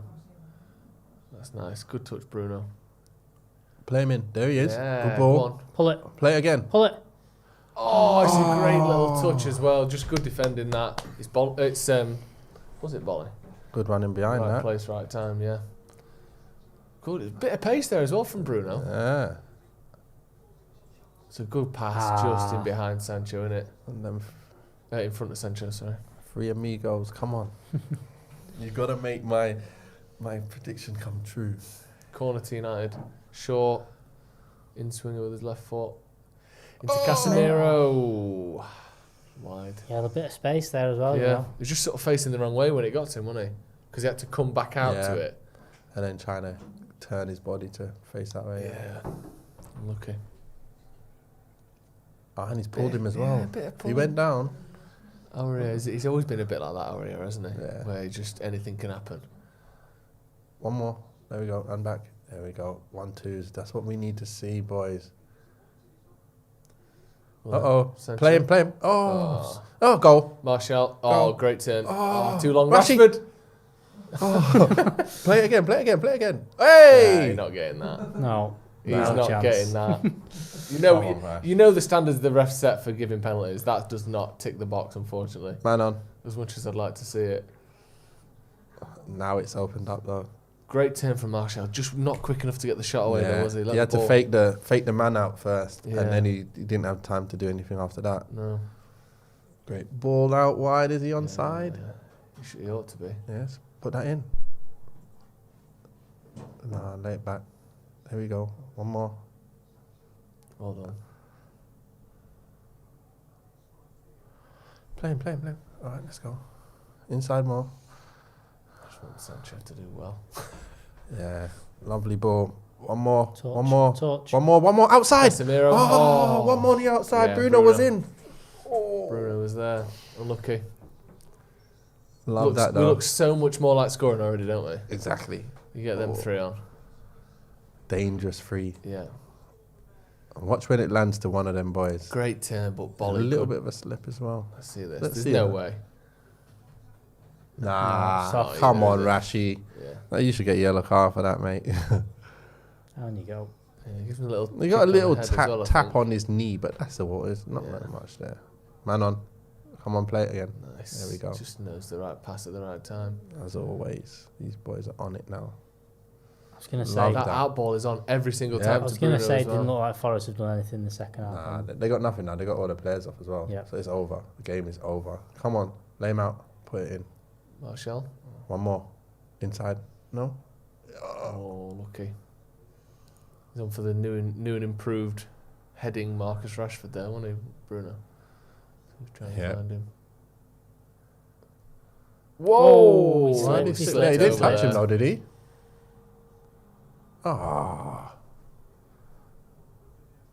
He slipped over, didn't Did he even get him? Yeah, I thought he like just slipped. He Yeah, he slipped. slipped, man. Come on. He doesn't need to book him for that, does he? Referee, man. He slipped past him. That's what I mean. They Dennis didn't even jumps out go the into way, but him he and like doesn't touch take him him. down. Yeah. Like, Surely, if you take out the fact that it wasn't on purpose and there was no like connection, I mean, what is the booking for? I don't know. You could fair enough if he slipped over, but he's hurt him. Hmm. That's still a booking because it's dangerous, but it wasn't dangerous and there was no intent. Love that. Well done, Heaps. Well done, Tom. Come right out there. Mm. I just call him Tom because I know him. I absolutely don't know him. Go on then.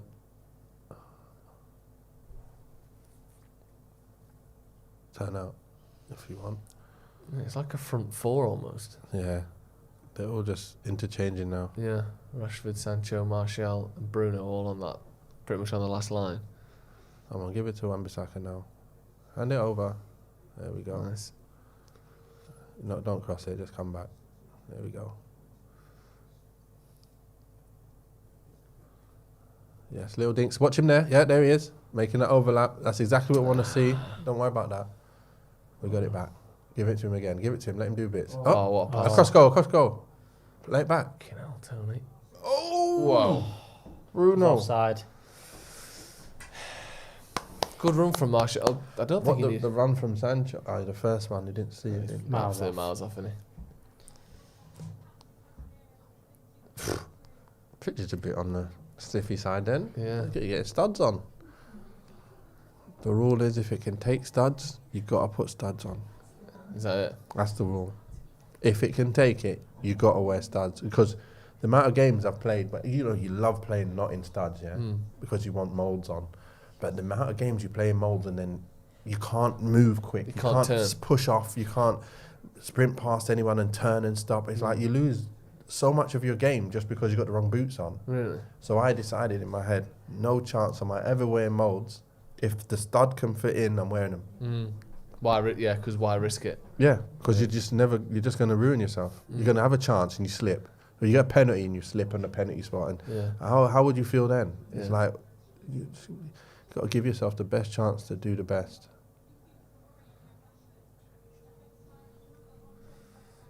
Go on. Keeper. Don't worry about it. Heat. Let's go. Yeah, 70 minutes gone. I mean, not that we needed 70 minutes to go by to No. tell us, but that's it now, isn't it? Yeah. Should be that. Yeah. We're in total control anyway. Yeah. They're not even working hard anyway. So even this No. last 20 minutes, the defence and midfield, they should be chilled. Yeah. Right? They're not having We to should do- be scoring here, not them. Look at that. Oh, Just a bit Sancho. sharp. And Martial, sometimes you think, it's almost like he's in there, but he's not really available for the pass because he's not expecting it there. Sancho. He should be quicker. There we go. Can you get in there? Okay. It just seems a bit slow off the mark sometimes, Martial. He's not that natural in there, is he? That's what I mean about Vegos when he tried to get across there for the first one when the cross came from Garnacho first half.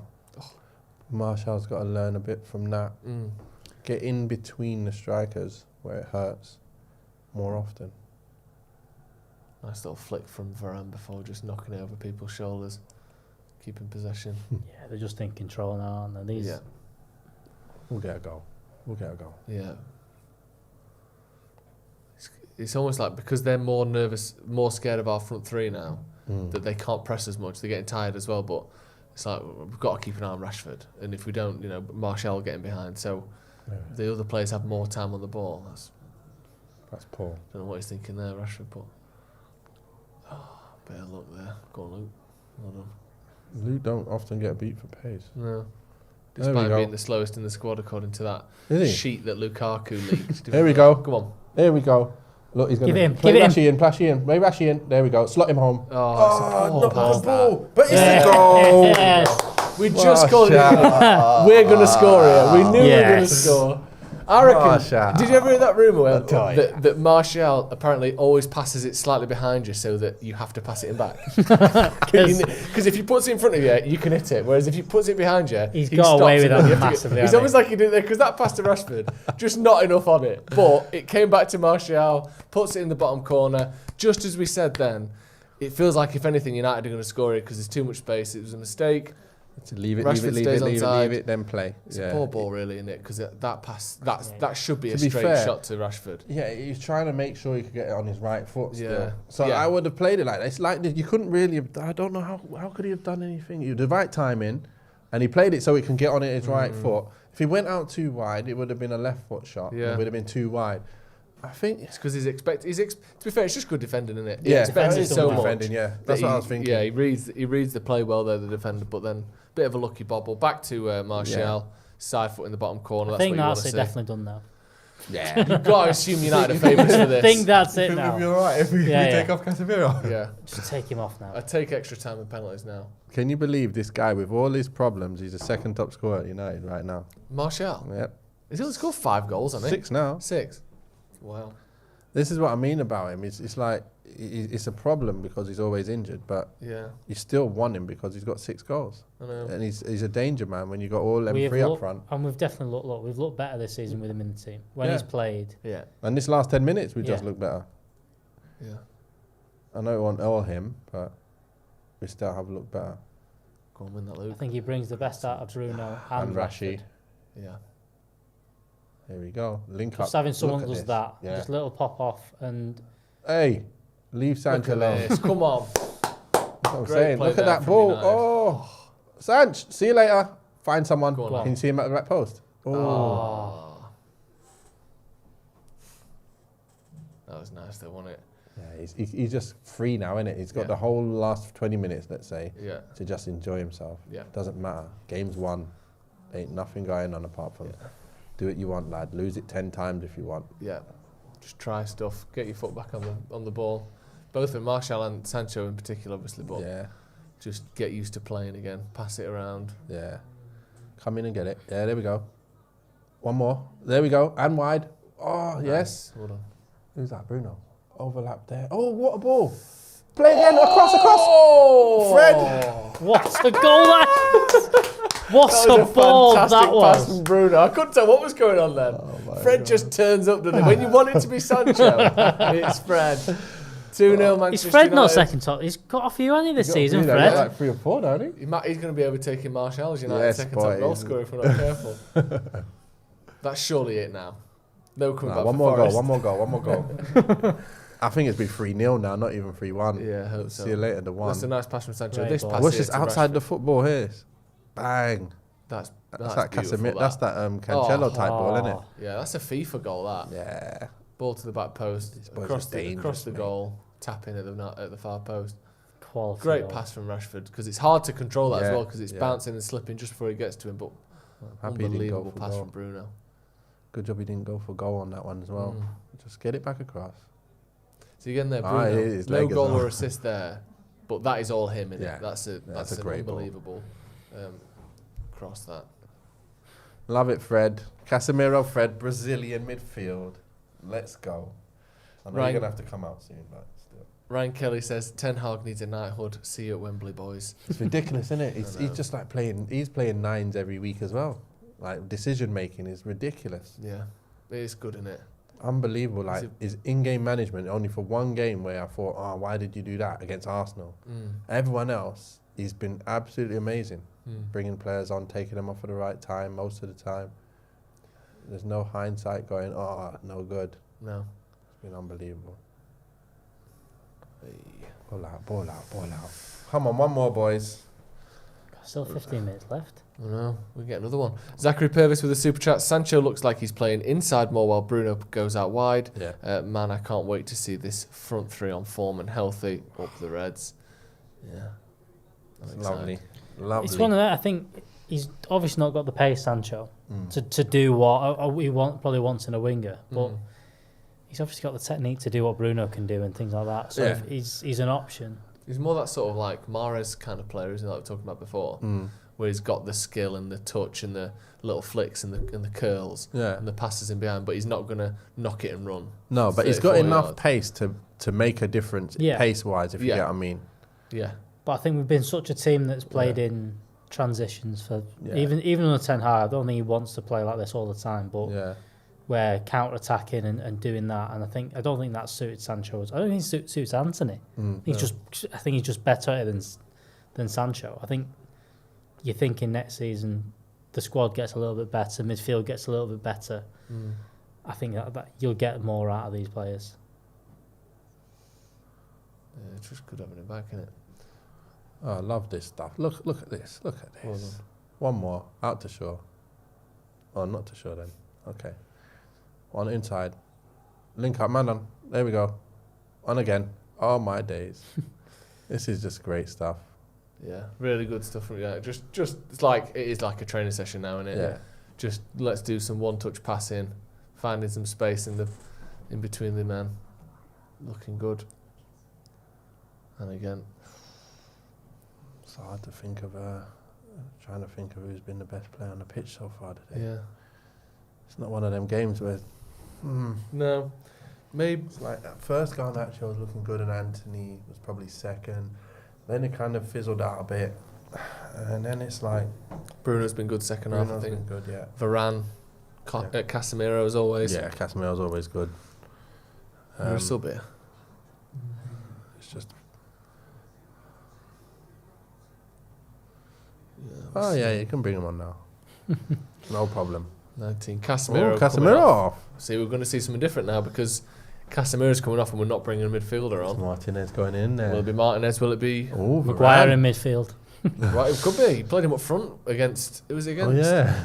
Sociedad or whatever it That was. was mental. I think Martinez got to go in midfield, surely. You think so? Or Or Lindelof. maybe. Lindelof could. Yeah. Interesting. Varane off for Maguire. Do you know what? One thing I will say about Maguire is, I know he's come out and he said, "Oh, I've been picked. I picked for England. I'm not a terrible player." But he's the captain of Man United. He's been thoroughly dropped all season. You've not heard a word of he's kicking up a fuss. He wants to leave. He's trying to force a move. He demands to play. I give him a bit of respect for that because he's what, third, fourth, fifth choice centre back now, and he's just getting on with it. I quite respect that from him because it could easily be you're not seeing it in the papers every day. Maguire, fuming with his teammates because he's not getting games. He's just, I'm that position now, and maybe I'll leave at the end of the season. But for now, I'm sticking with the team. I respect that. You know, I see it a slightly different angle. I was thinking about it, but it's similar. But like, from where I see it is, he was under so much heat while he was playing all the time, and then Ten Hag's taking him out of the limelight, and it's probably done him some good that he's not in the limelight. He's now coming into the games, and nobody's having to chat about him as much in that negative way. So he can he's managed him as well. Yeah. To come, it's like now you're in the side, but you're part of the squad. but you're exactly where you deserve to be. You shouldn't be ahead of the boys that are there. No. And you should be where you are, coming on, doing what you're doing. And I think as well, I bet there's a part of him that maybe now he's thinking, I want to, maybe I'll go to a Spurs or a Wolves or whatever next season and try and get some games.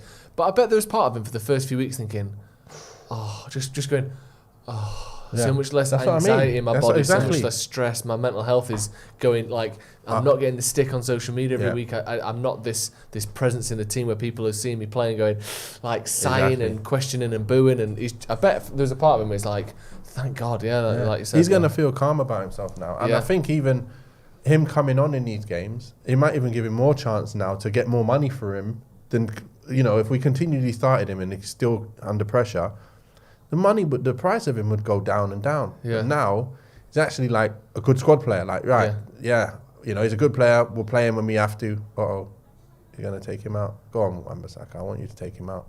Look. Do not be conceding no goals. I don't want you. Good save. Save up you get. Sitter. It's not so easy, them ones, and bouncing up ones, you're trying to power it in. I know, you're sort of running away from goal as you're trying to hit it back across. You got to bring that back down and just smash it. He does well there. Tom Eaton wants to keep 100% clean sheet record for United. Has he got one? He's only played one game. This one. He played Charlton and this one. Is that it? I think that's all he's played for United. I don't remember. Yeah, it's this season, isn't it? So, yeah. Especially when you think as well, he was at United 20 years ago, whatever it was. And that was a good game for him, wasn't it? Charlton was really good. Yeah, so he's played 2 good games with his feet and his decent save, that one as well. You'd expect him to make it, but it's not bad. Diving across. Going back to Maguire, I think if he does leave, which I think he will this summer, I think the club he goes to will surprise people. I think he goes to a very, very good club. Yeah. I think he should go to Newcastle. Tottenham. I think Spurs, if they keep Conte, that'd be great for him to go Spurs. 3 at the back. Yeah. I think he'd be very, very good there. Or even go to Italy or something like that. Yeah, I'd rather a good team in Italy. Yeah. Yeah, I could see him going to a Spurs or a Newcastle. Yeah. Or Italy, something like that. Yeah, because he's defensively he's good.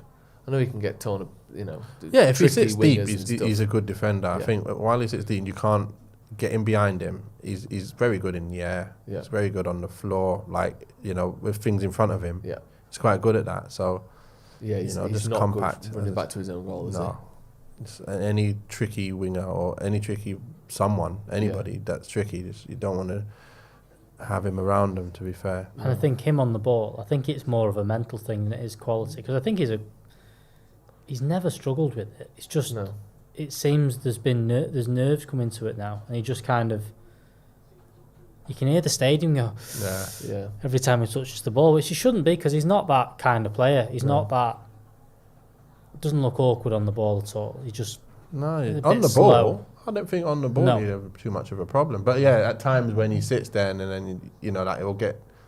He's already on a booking. He is. He should have. Or did he get one? Did he get a booking or did he not get it? No, I saw him swap it over, Ethan. They swapped over the captain's armband. Yeah, Maguire got given the armband at that corner. I don't like that. I don't see the point of that. Yeah, I don't mind it. I think it's like there are some things that are like. Just that you do it anyway now. I don't see the point in it, but do not just let him continue in it. He might as well continue with it now, otherwise he's going to feel worse about himself. Yeah.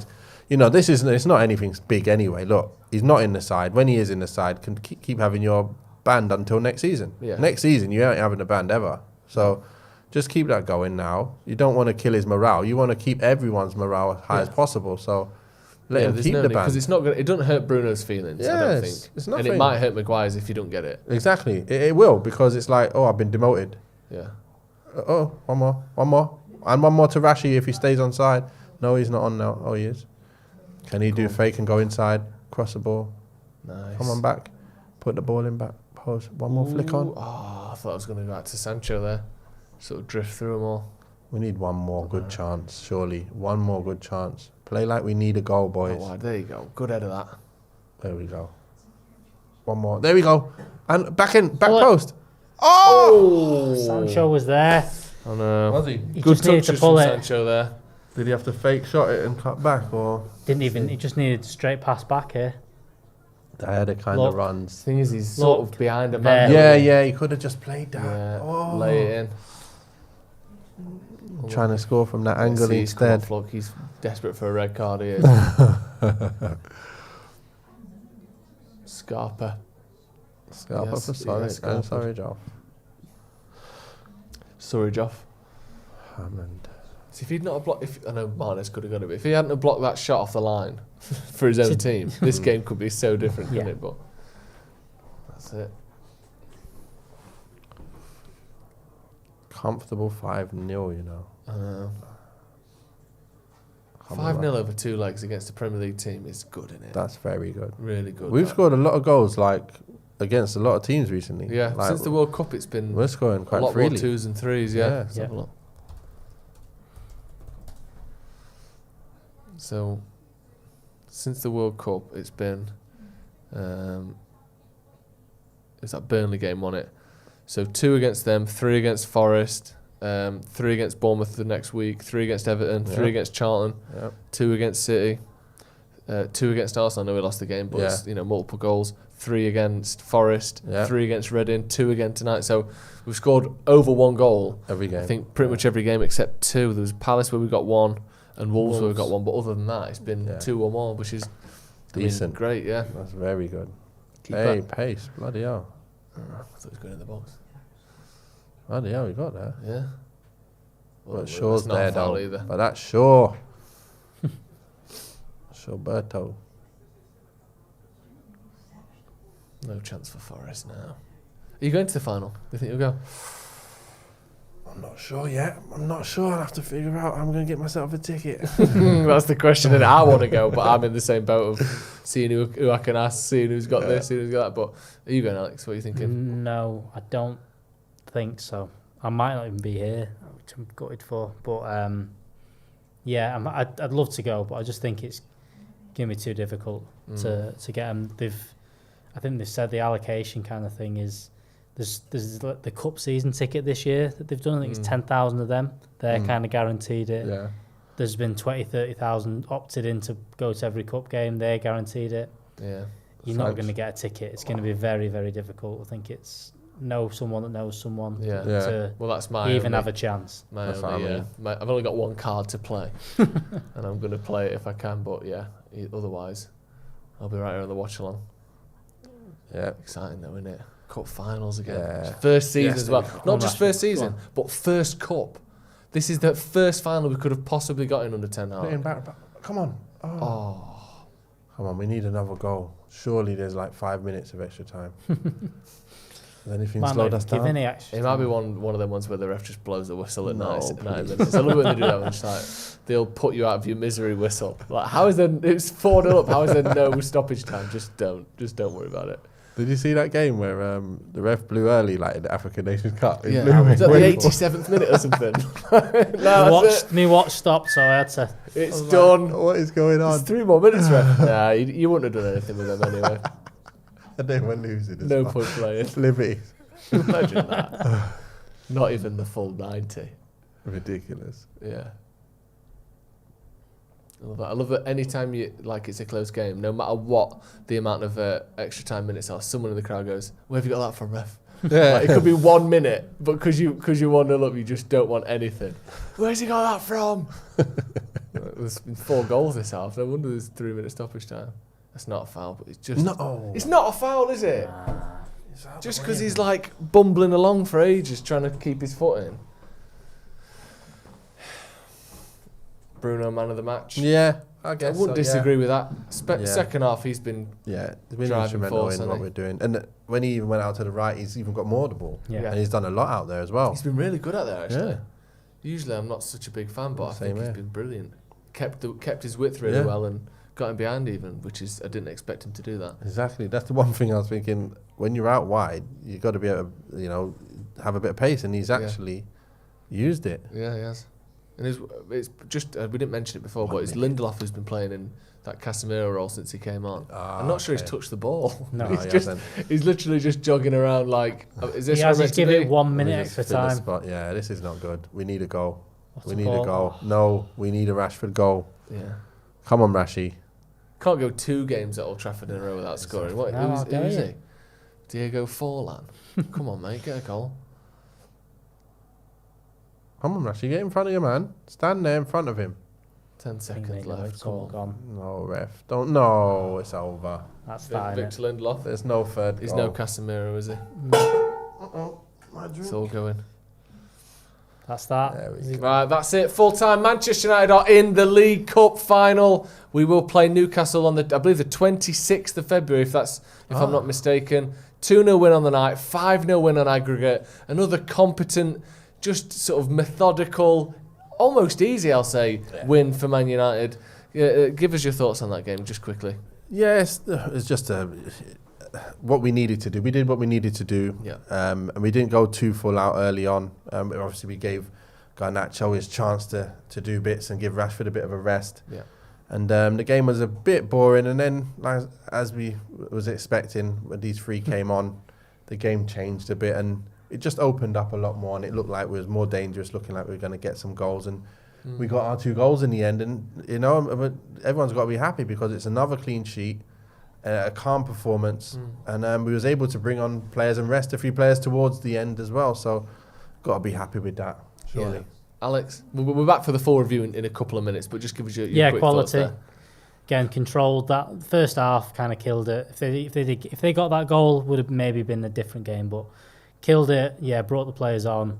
It looked so much better with Martial in there. Yeah. You've got to see him playing, and I think cup final for Ten Hag, buzzing, really good. Really good. First time of asking as well. First cup final he could have possibly got to, and we are there. Stick around because we will be back for the post-match review in just a minute. Stay where you are. It will automatically be redirected to that. So just go get a cup of tea, get a bit of toast or something like a late night snack and enjoy it. We'll be back for the full-time review in just a few minutes. But Man United, we're going to Wembley again. It's good, isn't it? Back in the cup finals. We'll be there in a few weeks, and we'll be back in a few minutes. Thank you, Alex, for coming back on. It's been great to see you. Good to see you, mate. You'll be here for the review, hopefully. Yes. Nathan as well. Thank you for joining us. Make sure you check out. I think have we got a link to your channel in the description? We'll get that sorted. But make sure you check out Nathan's channel. Thank you for coming on, mate. It's been great. Thank you. It's been good. Thank you to everyone at home as well, and hit subscribe if you haven't already to the channel. And we'll see you in a bit.